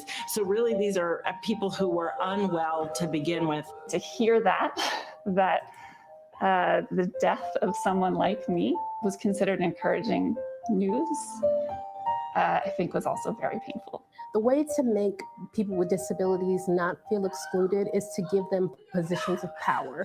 I would like to see actual people with disabilities, actual doctors and professionals with disabilities leading the CDC's effort. It's time for America to get back to work and fill our great downtowns again. So I want to reply more to at least one comment in the chat, which is no, this doesn't fall on the human beings. Ultimately, on the individuals that choose to not wear a mask. Metal Nick had posted, so we have conclusively determined that unmasked people are the main reason why people with disabilities are dying from COVID. Point blank, no. The unmasked people are one of the controls, one of the few controls that disabled people still have, because we can't make the government do anything more than what you all have already, what everybody is pushing to make the government do. So because of that, I am not going to say your choice to not wear a mask harms me. It does, but for me to say that would harm you. So collectively together, is the only answer that we need masks? No, we need masks made, we need masks distributed, we need quality masks, and we need education. Is that going to prevent me 100% from getting COVID? No, it will not, but it will mitigate my risk. I can also know what groups I can go into safely and comfortably and what groups I cannot. So if that's what you heard me say, I apologize for that, because that wasn't what I was trying to put forward. And I also understand how it could have been received that way, because that's the message a lot of people get and what a lot of people are giving. For me, technically, if you say the mask is oppressing you, I will say to myself, okay, this person may not understand oppression very well, because both realities can exist at the same time. We need people to wear masks to protect those that cannot wear masks and those that are immunocompromised and are still at risk with the virus. We also need everybody to know that wearing a mask or not wearing a mask is not the end all be all of this. What is the end all be all is our government response. And until we can get that to change, though, I technically would really appreciate it if everybody met me in safer spaces and also worked with me to mitigate the risk that I carry around as an individual right now. I don't get the concept of, we're just so mixed up. Like, I don't understand a person that goes, I don't have a fear of COVID, but me putting on this mask could help somebody else, and I'm not gonna do that. Like, I don't understand the concept of that. Like, this, I never got onto the mask debate because it's so silly to me that both sides, that you're arguing about putting a piece of cloth right here. It's so bizarre to me. But I must say, I still use a mask. I wish I could wear a mask all the time. I wish people didn't know who I like to go through life private, and people not, like, know who, like, where I'm from in Long Beach, especially where I went to college. There's a lot of people, and I do clubs, a lot of people that know me. I like having a mask and not people not know me. So there's that, but I haven't gotten COVID. So I wear a mask because I don't want to get COVID, even though I'm healthy, even though, like, COVID could be asymptomatic for me. I still don't want to, you know what I'm saying? I still don't want to get it. So I'm saying all of this just to say, I don't understand such the pushback against something as small as putting on a mask that could help somebody else. The concept of people not wanting to do stuff to help other people is basically where I'm getting at. I don't get that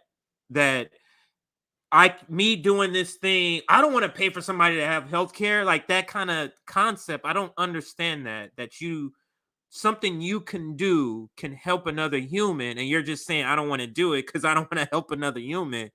That's weird to me. But if you want to speak to that, you can, or I can play the video. Well, I actually think that this is largely a symptom of capitalism. When we're told that the most important thing is to be all we can be, to look out for number one, to make as much money as possible, when it's a freaking game that nobody can make enough money if they're just working a regular job without borrowing or stealing, or creating, and sorry, but a lot of corporate crap can be considered borrowing or stealing also, so most of it, actually. Exactly. It's like you learn how to play the system. Exactly. So with that, it's so frustrating that the disconnect is, oh, well, that's propaganda, and this is another propaganda, and that's another propaganda. Right. And when we focus on propaganda, even, we can lose the human needs in the room You know, you and I have had conversations around collective access in the past also, which is, and just FYI, I clicked off on the chat because I can't keep up with people, and I know it'll keep triggering me in various ways. I swear Absolutely do leftists, that, dude. Do that. Check it leftists, out. I have to tell Rome to do that sometimes because Rome can't ignore the comments. I have small kids now, so maybe I'm still good at it because I can literally, you could be right here and I can just shut you out like completely. I just have that ability. So, but I get it. So yeah, yeah, you shut them up, but go ahead. it just is, you know, do things that I put forward represent propaganda? Maybe. What is propaganda? You know, we'd have to look at that. What I try to put forward, though, is more about the human needs that we have. And is it just at this time that in order to go shopping, I have to go into a store that no longer has sheltered shopping hours for me, that I can shop with other immunocompromised people? And instead, I'm going into a store that may have a ventilation issue, that everybody in there takes one person who has COVID to come into that store if their ventilation system isn't functioning, and the rate of distribution will be that much higher, you know? So I don't have supports to live my life right now. I have to worry about getting a job that I then have to fight every single day for the rest of that job to make sure all of my accommodation requests are first vetted by me for whether they're legal and realistic or not, and then next vetted by some entity that doesn't understand disability at all, who then dictates, oh, well, it's an ask, so we can't say no, but we could ask instead of this podium that will help everybody in our community with better access, whether they're short or tall or heavy or thin. You know, it'll help everybody. A kid could talk from this podium, but that's too expensive. And instead, we need this other podium that we have to shift out one for the other. So constantly, the accommodation request was vetted under capitalism and said, oh, you don't deserve that special of a treatment, even That's though it would extra improve cost. things. Yeah, Yeah. it's extra. So I do agree that marginalized groups can't have full liberation and freedom and respect under capitalism. It's simply it's not a possibility. And what I don't like is how leftists and people are pent against each other because of the conditions of capitalism. So some of the people may have some sort of reaction in the comments. I wouldn't even know that until you just told me in the comments. So this is the question I had for you earlier: is how does it you know, addressing what leftists believe about freedom and then also addressing this need for this community that's in for this community, and we're all put in this situation because of capitalism. We're all put in this situation because of that. Because if capitalism, we had a better system that from the beginning, all of our wages should have been replaced from the it's so many things that should have been done if we weren't capitalists. Better way that we wouldn't be pent against each other. Right. And you were going to speak. Go ahead. Oh, I was just going to tap into exactly what you're saying, because it's part of what draws me to transformative justice as a principle and a concept, is that transformative justice, instead of saying we're going to have this pretty picture of an ideal place, it says instead, let's get ready for the people that are going to bring the toxicity from outside of our group into our group. And let's create systems and ways of addressing and checking that and calling people into a community practice of accountability. There was something you said earlier that it kind of tapped into this too, but we don't learn accountability anywhere. You know, we don't learn how to pay attention to the human needs in the room because of the systems we occupy.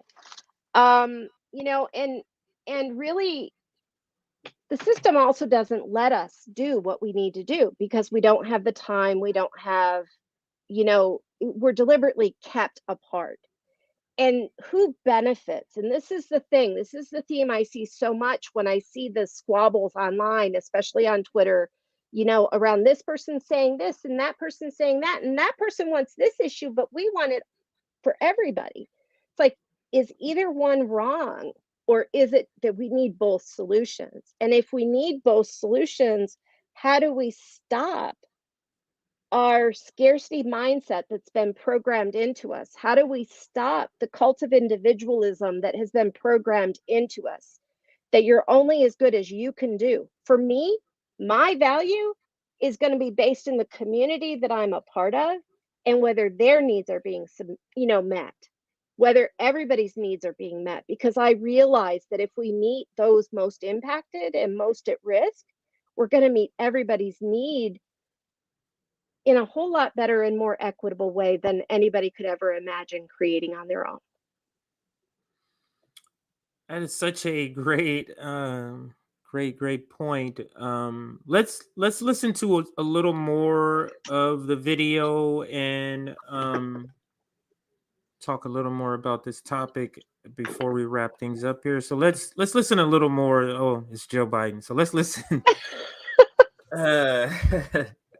And with people Your working favorite from home person can feel safe Exactly. and begin to return to their offices. I definitely feel like disabled and immunocompromised people are being forgotten as we do this return to normal. People should have the choice and the flexibility to work from home. And I understand and can appreciate that, working in person, working with your team is really beneficial. But I think that we just need to be flexible with people and give people the choice. I think at an individual level, things like mask mandates, things like vaccination, things like access to testing remain very important. The thing about being disabled is that people feel that it can never happen to them. But COVID has proven that it can make you disabled. It is a mass disabling event that has created disabilities for thousands of people. You can prevent yourself and others from becoming disabled by simply wearing a mask. And I think I can stop this here. I think because I was listening to that and just hearing how there's two ways to take what this is saying. There's the way that we've been sort of conditioned to fight about this, and then there's another way to take it. Because there is people, the immunocompromised community. Oops, it's something in my ear. Let me turn it off. Where COVID is something very real, like that could kill them, and it just doesn't feel like a lot of people understand that there's a category of people like that. Or maybe they do and they don't care, just how the FDA director kind of spoke up. Maybe they do and they say, well, survival of the fittest, life is like, all these capitalist sort of ways of thinking about things. But what say you about to that, or any other part that you wanted to comment on? It's because I go back to its unlearning. I've got too many thoughts in my head all at once. They're kind of jumbled up. Number one, this space isn't given to many disabled people, and I really want to emphasize that. Disabled people, we have to literally work that much harder to get ahead, to get noticed in a way that isn't toxic also. I come on here to do political talk that happens to also revolve around disability, but I'm also very versed in leftist, ideology. I'm very versed in theory. And that makes me who I am.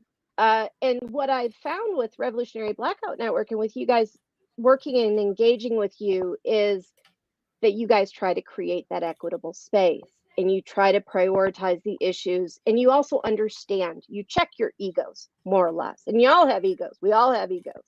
Yeah, You we know, do. but yeah, and that's what you guys, you know, what causes conflict sometimes is egos. Conflict though can be generative and regenerative. It can be rewarding because solutions that stem from that conflict can create a better space. But we all have to learn to check the systems that we're operating in and what ones we want to amplify or to reinforce. I think that leftists and more radical left, as you go further to the extreme of one direction or the other, you get more scarcity involved as well. You also get, you know, because Green parties don't believe in corporate sponsors. So because we don't believe in corporate sponsors, it means we're not going to get that 100,000 for this mailer Right. or 250 for that mailer. You know, we're dependent on people that are struggling and fighting and working to survive. They're not working to be comfortable.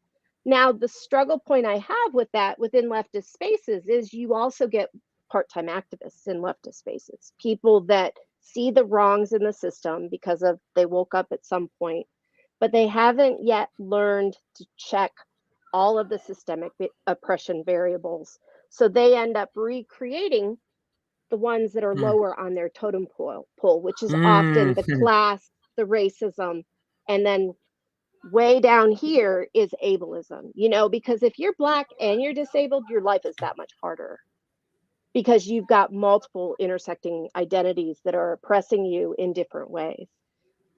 Now, that's said about navigating the system. It's also socioeconomic status. You know, JB and I relate a lot because I understand what it's like to live on public benefits, to have to survive on less than $1,000 a month. When I first was disabled, my check was $234 a month, and that was what I was supposed to live on.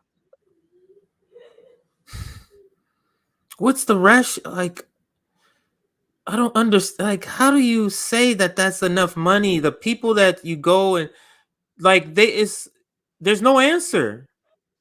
I'm supposed to live on this,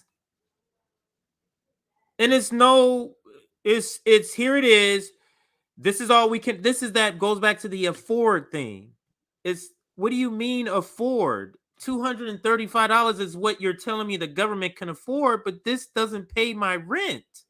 This is what I mean by the government shouldn't have an afford threshold.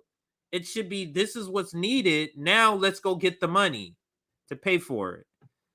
Right. Just bizarre to me. Go ahead. And it's all based on that, because when we live in scarcity, we don't realize that we can even make something different. And I'm a believer in we can make something different, even if we only have 2 nickels that we're rubbing together frantically, hoping they make more nickels. Like, you know, can we make nickels into bunnies? Because maybe then we'll have more nickels. But, you know, it's that ongoing struggle. The other piece of this, especially in leftist spaces, is because people have worked hard to check this ism, that ism, this ism, and that ism. And oh my goodness, there's another ism here tacked on. At some point, people are tired. And it's like, but this is where your guys' segments are important. This is where amplifying the one piece of, even if you don't like XYZ person, but you like how they process through things.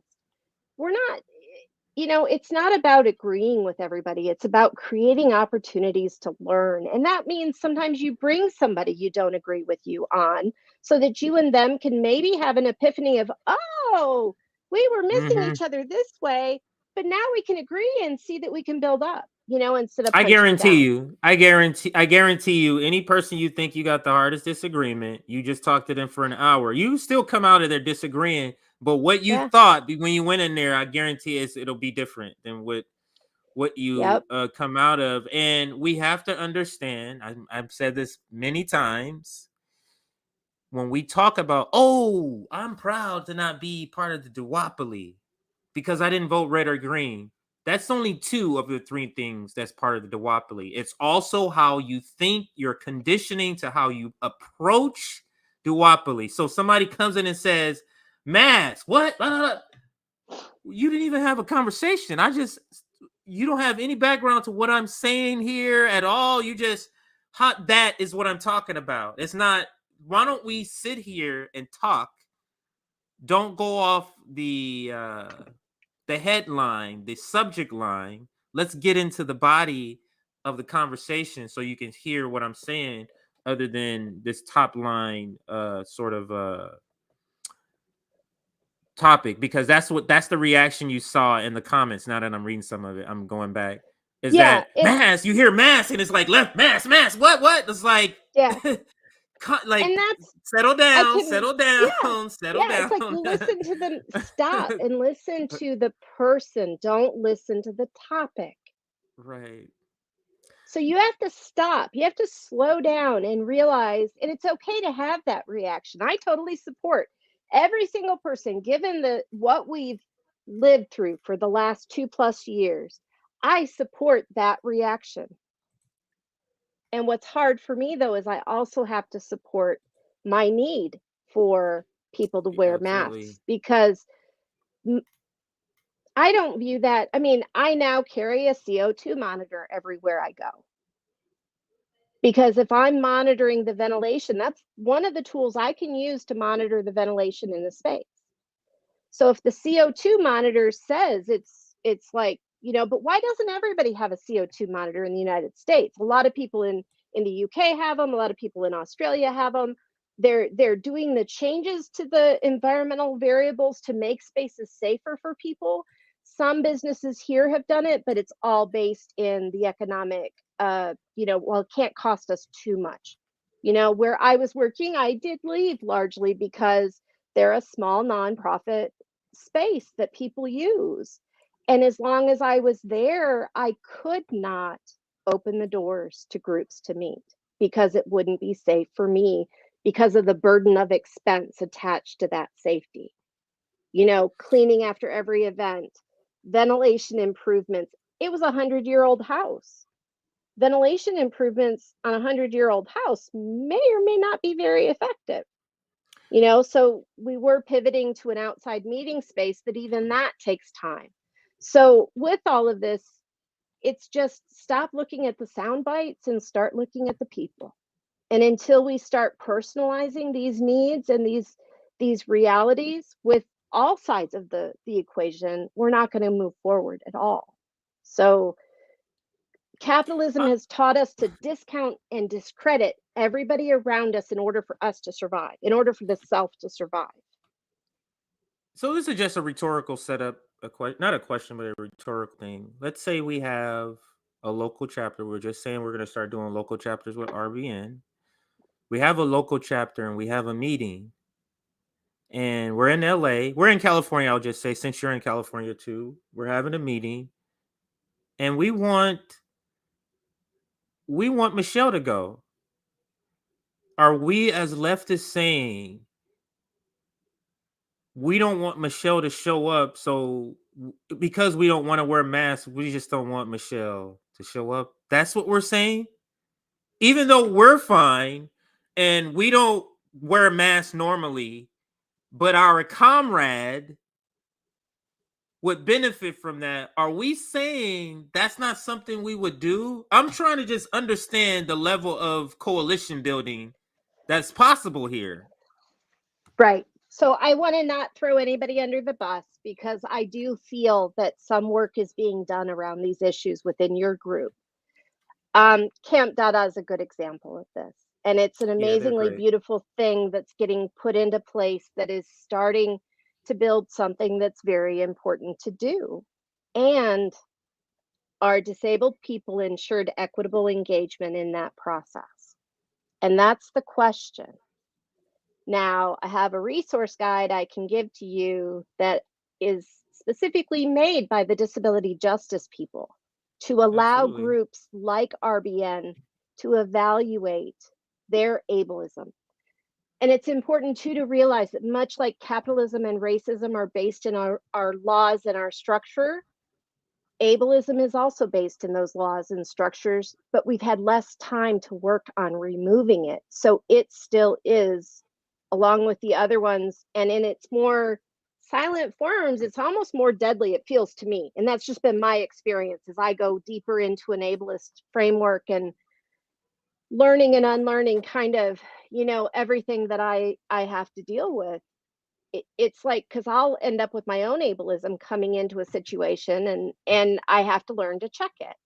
So through that process, and I just have a steep learning curve because I became disabled, Right. and but it's also the only way we're going to create change is by connecting with the people around us and sharing these stories. And however, who can't access these stories continues to be a problem more of capitalism, because I know you guys have looked into, the captions and other things,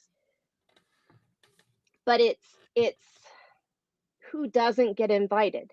When I see my elected person at a throng, a mass event of hundreds of people in my city of San Jose, and they don't have a mask on, they're not protecting me. They're not going to protect me. Their priority is not there. When somebody doesn't create an inclusive process, they've disinvited me. How many places have you been not invited to, RJ? I mean, CJ, it's like, it happens, and it has happened, and we've gotten used to it happening. Now's the time to stop it from happening, though, to make some changes, to start to realize that the pandemic is an opportunity to improve life for all people. And we need to value all life, and we need to value all people, and we need to value those needs that we may not understand fully, or those experiences that we don't have context around. And that's how we undermine the racism, the capitalism, sexism, which is in there too, because it's still a pretty big ism in our society. And we start to address those wrongs just by having faith in the humanity around us. And I don't know, my faith has been harmed a lot or hurt a lot. It's at a point, it's at a fairly low point. But I still believe that we can do it with the right groups of people, the right placement, even just more people trying will be better. Is the issue no, so I'm one to believe that maybe ableism might be the biggest, one of the most widespread isms there is, because it's an ism that doesn't really get addressed. And RBN, I say ableist stuff. I know that I do, because I know that I don't know sometimes which one is what is ableism and what's not, because it's not spoken about. So I know that's the case. So, but we have to understand and not try to run away for it. No, I know everything. No, you don't. You don't know everything. And it's okay that you don't know everything. What's not okay is you saying I'm refusing to learn. That's what's not okay. It's okay not to know it now. We don't know it. I don't know it. I'm sure that you can go through my streams, you'll see a lot of ableist language. I'm sure that is because I don't know it. But that's okay, because you have to have an open mind to learn it. Go ahead, Michelle. Oh, I just think of the time when you were apologizing for not seeing something on your screen and you wanted to take responsibility for it. Mm-hmm. It wasn't, you're doing the best you can with the tools you have at your disposal. To have better tools would cost more money, which means sacrificing someplace else. And this is the reality for everybody.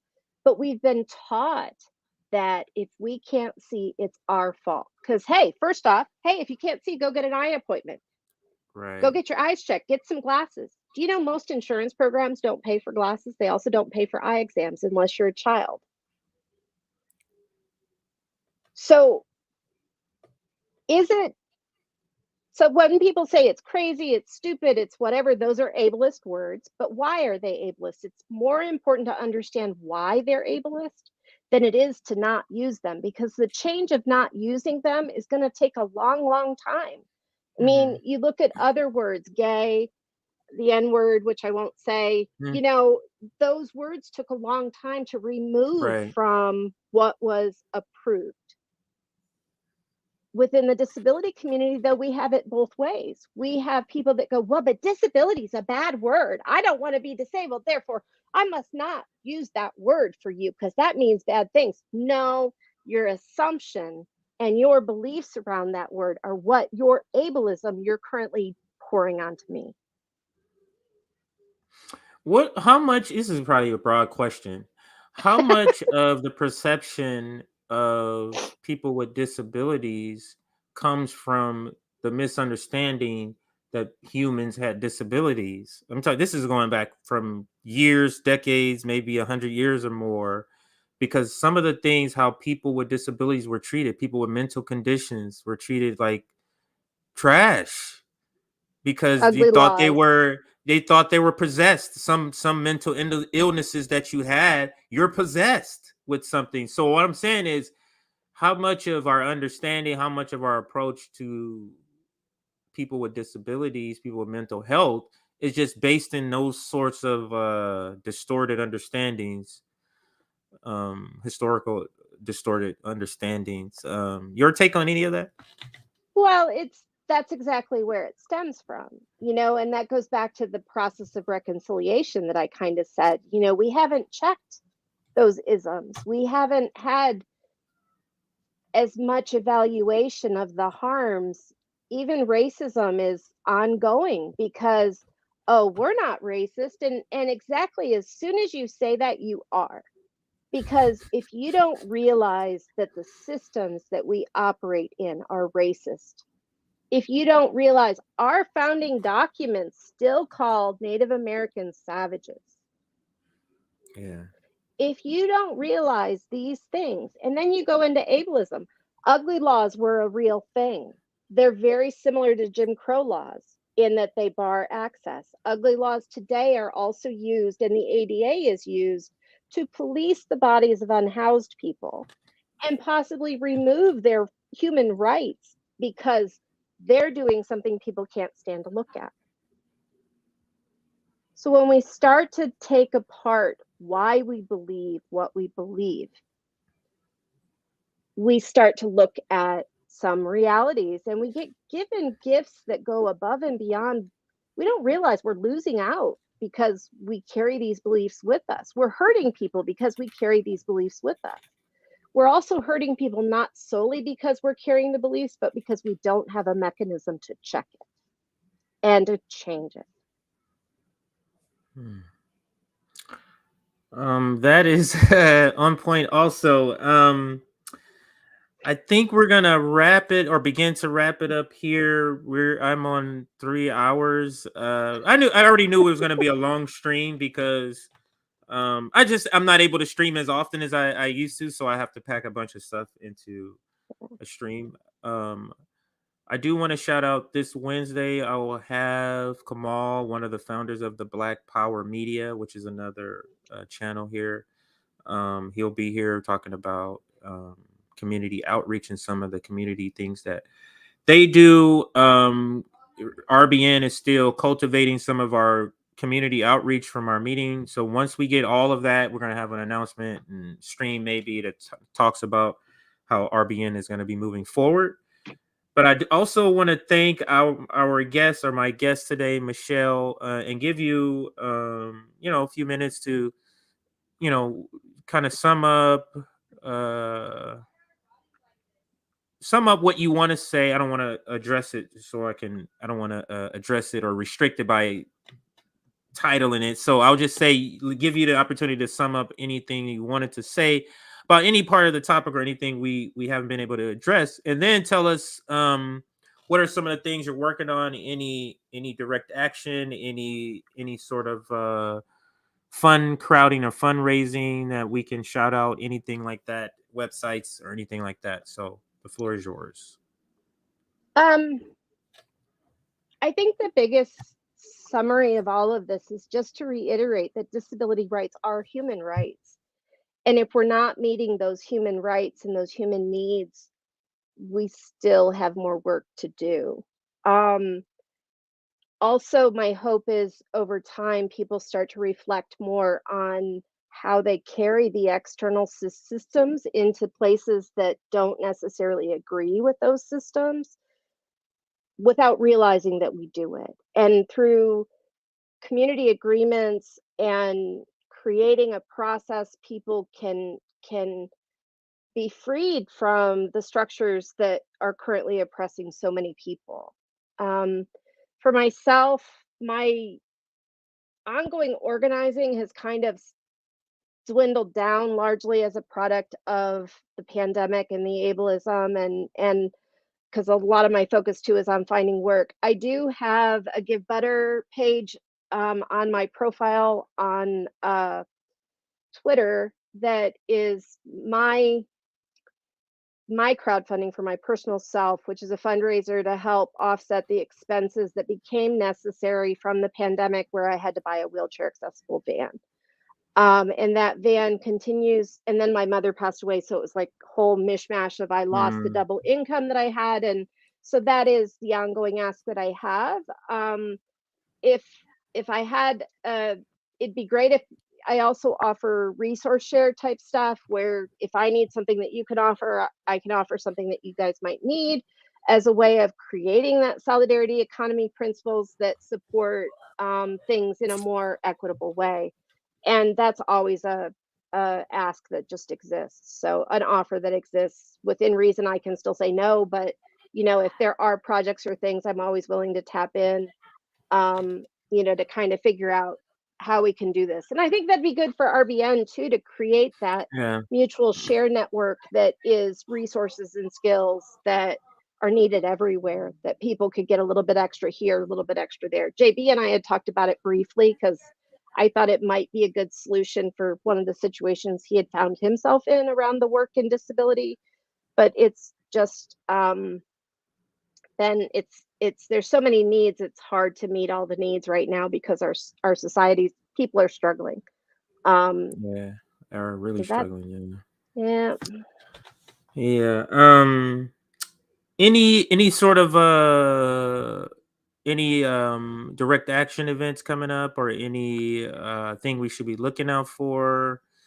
I know that I'm going to be on the March for Medicare for All panel on disability that's coming up next week. Other direct actions, if you're local in San Jose or Santa Clara County, I should say, there will be some listening sessions in the first part of August on the advocacy work that I've been successful with in creating an Office of Disability Affairs within the county government structure. So those listening sessions are to help ensure that it is nothing about us without us, meaning nothing about disabled people without the disabled people in the room, giving that feedback and helping steer the boat. So those are a couple of big things. Yeah, and capitalism sure is crap. Yeah. I had to put that comment up there.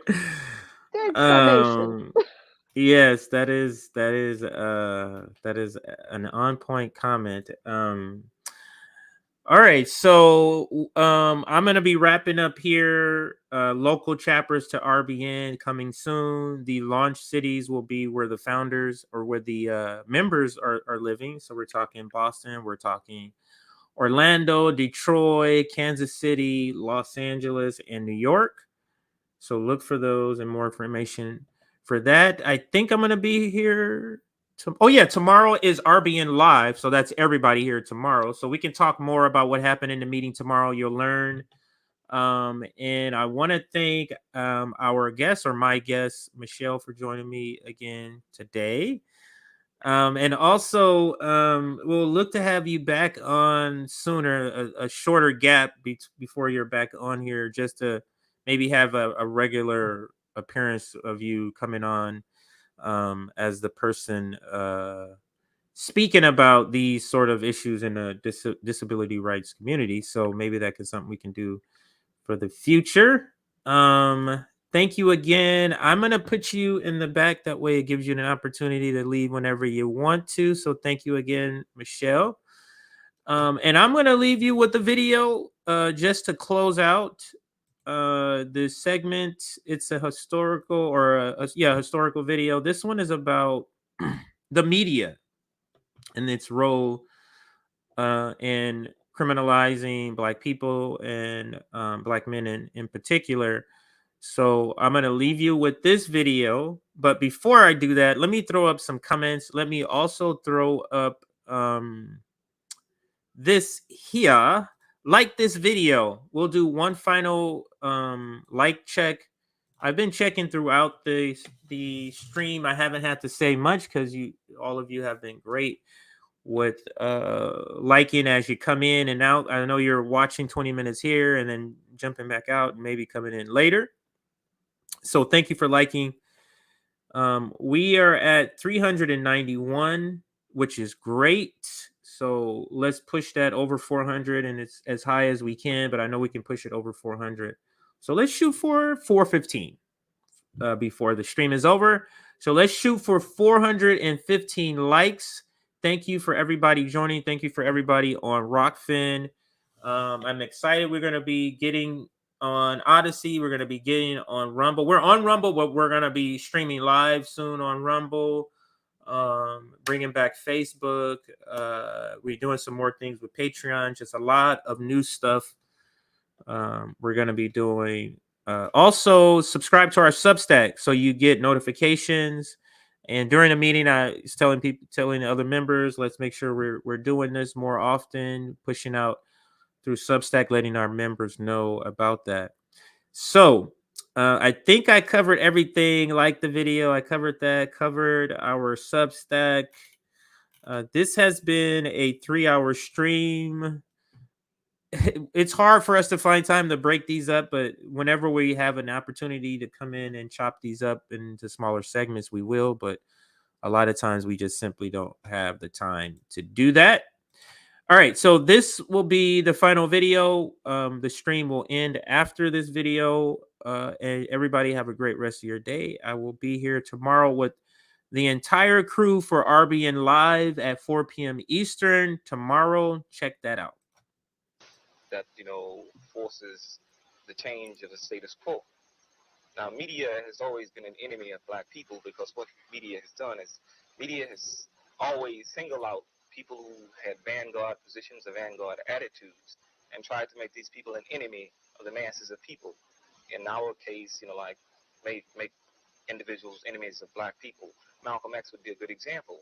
More Negroes feared Malcolm X than white people because news media told Black people that Malcolm was bad. Muhammad Ali, the reason that Muhammad Ali could be given a maximum sentence and a maximum fine and the Black community did not revolt was because Muhammad Ali had been made an enemy of Black people. Adam Clayton Powell could be legally lynched, politically lynched, and Black people did not revolt. It was because the man had told Black people that Adam Clayton Powell was an uppity nigger. He had legitimatized his own action through news media. So the news media is a tool of oppression. What about your personal experience with the press? Do you feel that the press has given you a fair shake? You see, in terms of myself as an individual, whether I get coverage or not, doesn't make any difference. But in terms of ideas, in terms of the flux of ideas, or the flow of ideas, right, I see that I see that the press has deliberately created a vacuum in terms of deliverance of attitudes or positions to the Black community, which is to be expected. We cannot rely upon white news media to convey Black revolutionary messages. So, the press is doing their job. And to me, what happened to me last year with the press was that there was a boycott against me. ABC, NBC, and CBS. Anything that Rap Brown did, you blacked out. Because, just like that, no question about it. And this was the whole attitude that has been assumed by news media. And Black people do not control news media, so they cannot expect to turn on TV and find out what's going on in the Black community. Just like, for example, in New York Times, one of the biggest pieces of white nationalism that exists in the country. You have been quoted in the media and you have been given some exposure. I think what you're saying is that the quality of that exposure leaves something to be desired.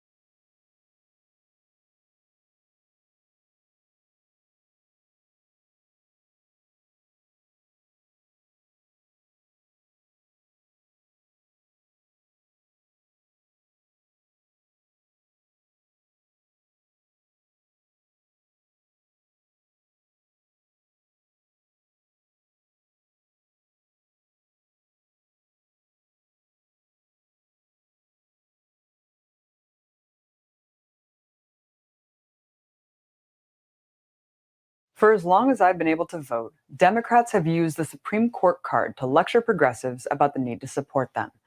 Voters have been told for decades that every election could come down to a woman's right to choose. This gun to the heads of the left demands we conform and comply for the sake of protecting these sacred rights, telling them, if you don't like the Democratic Party nominee, too bad. You're not really voting for the next president. You're voting for the Supreme Court.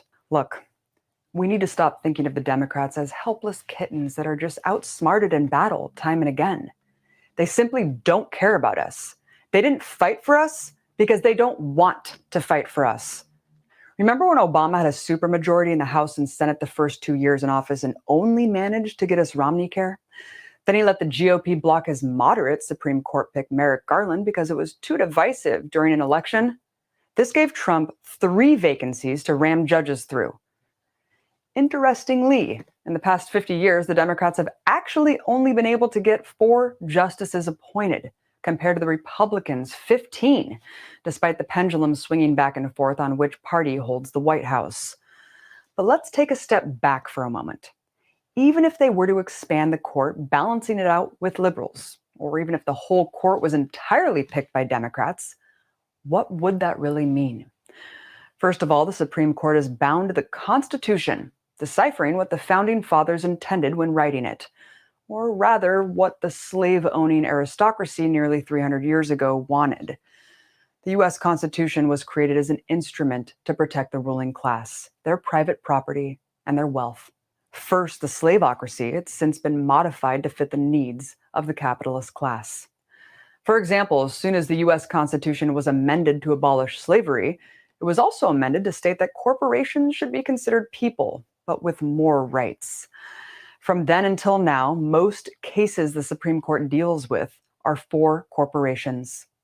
Secondly, the main purpose of the Supreme Court is to overturn anything passed by Congress deemed unconstitutional under this capitalist constitution, meaning the Supreme Court is explicitly undemocratic.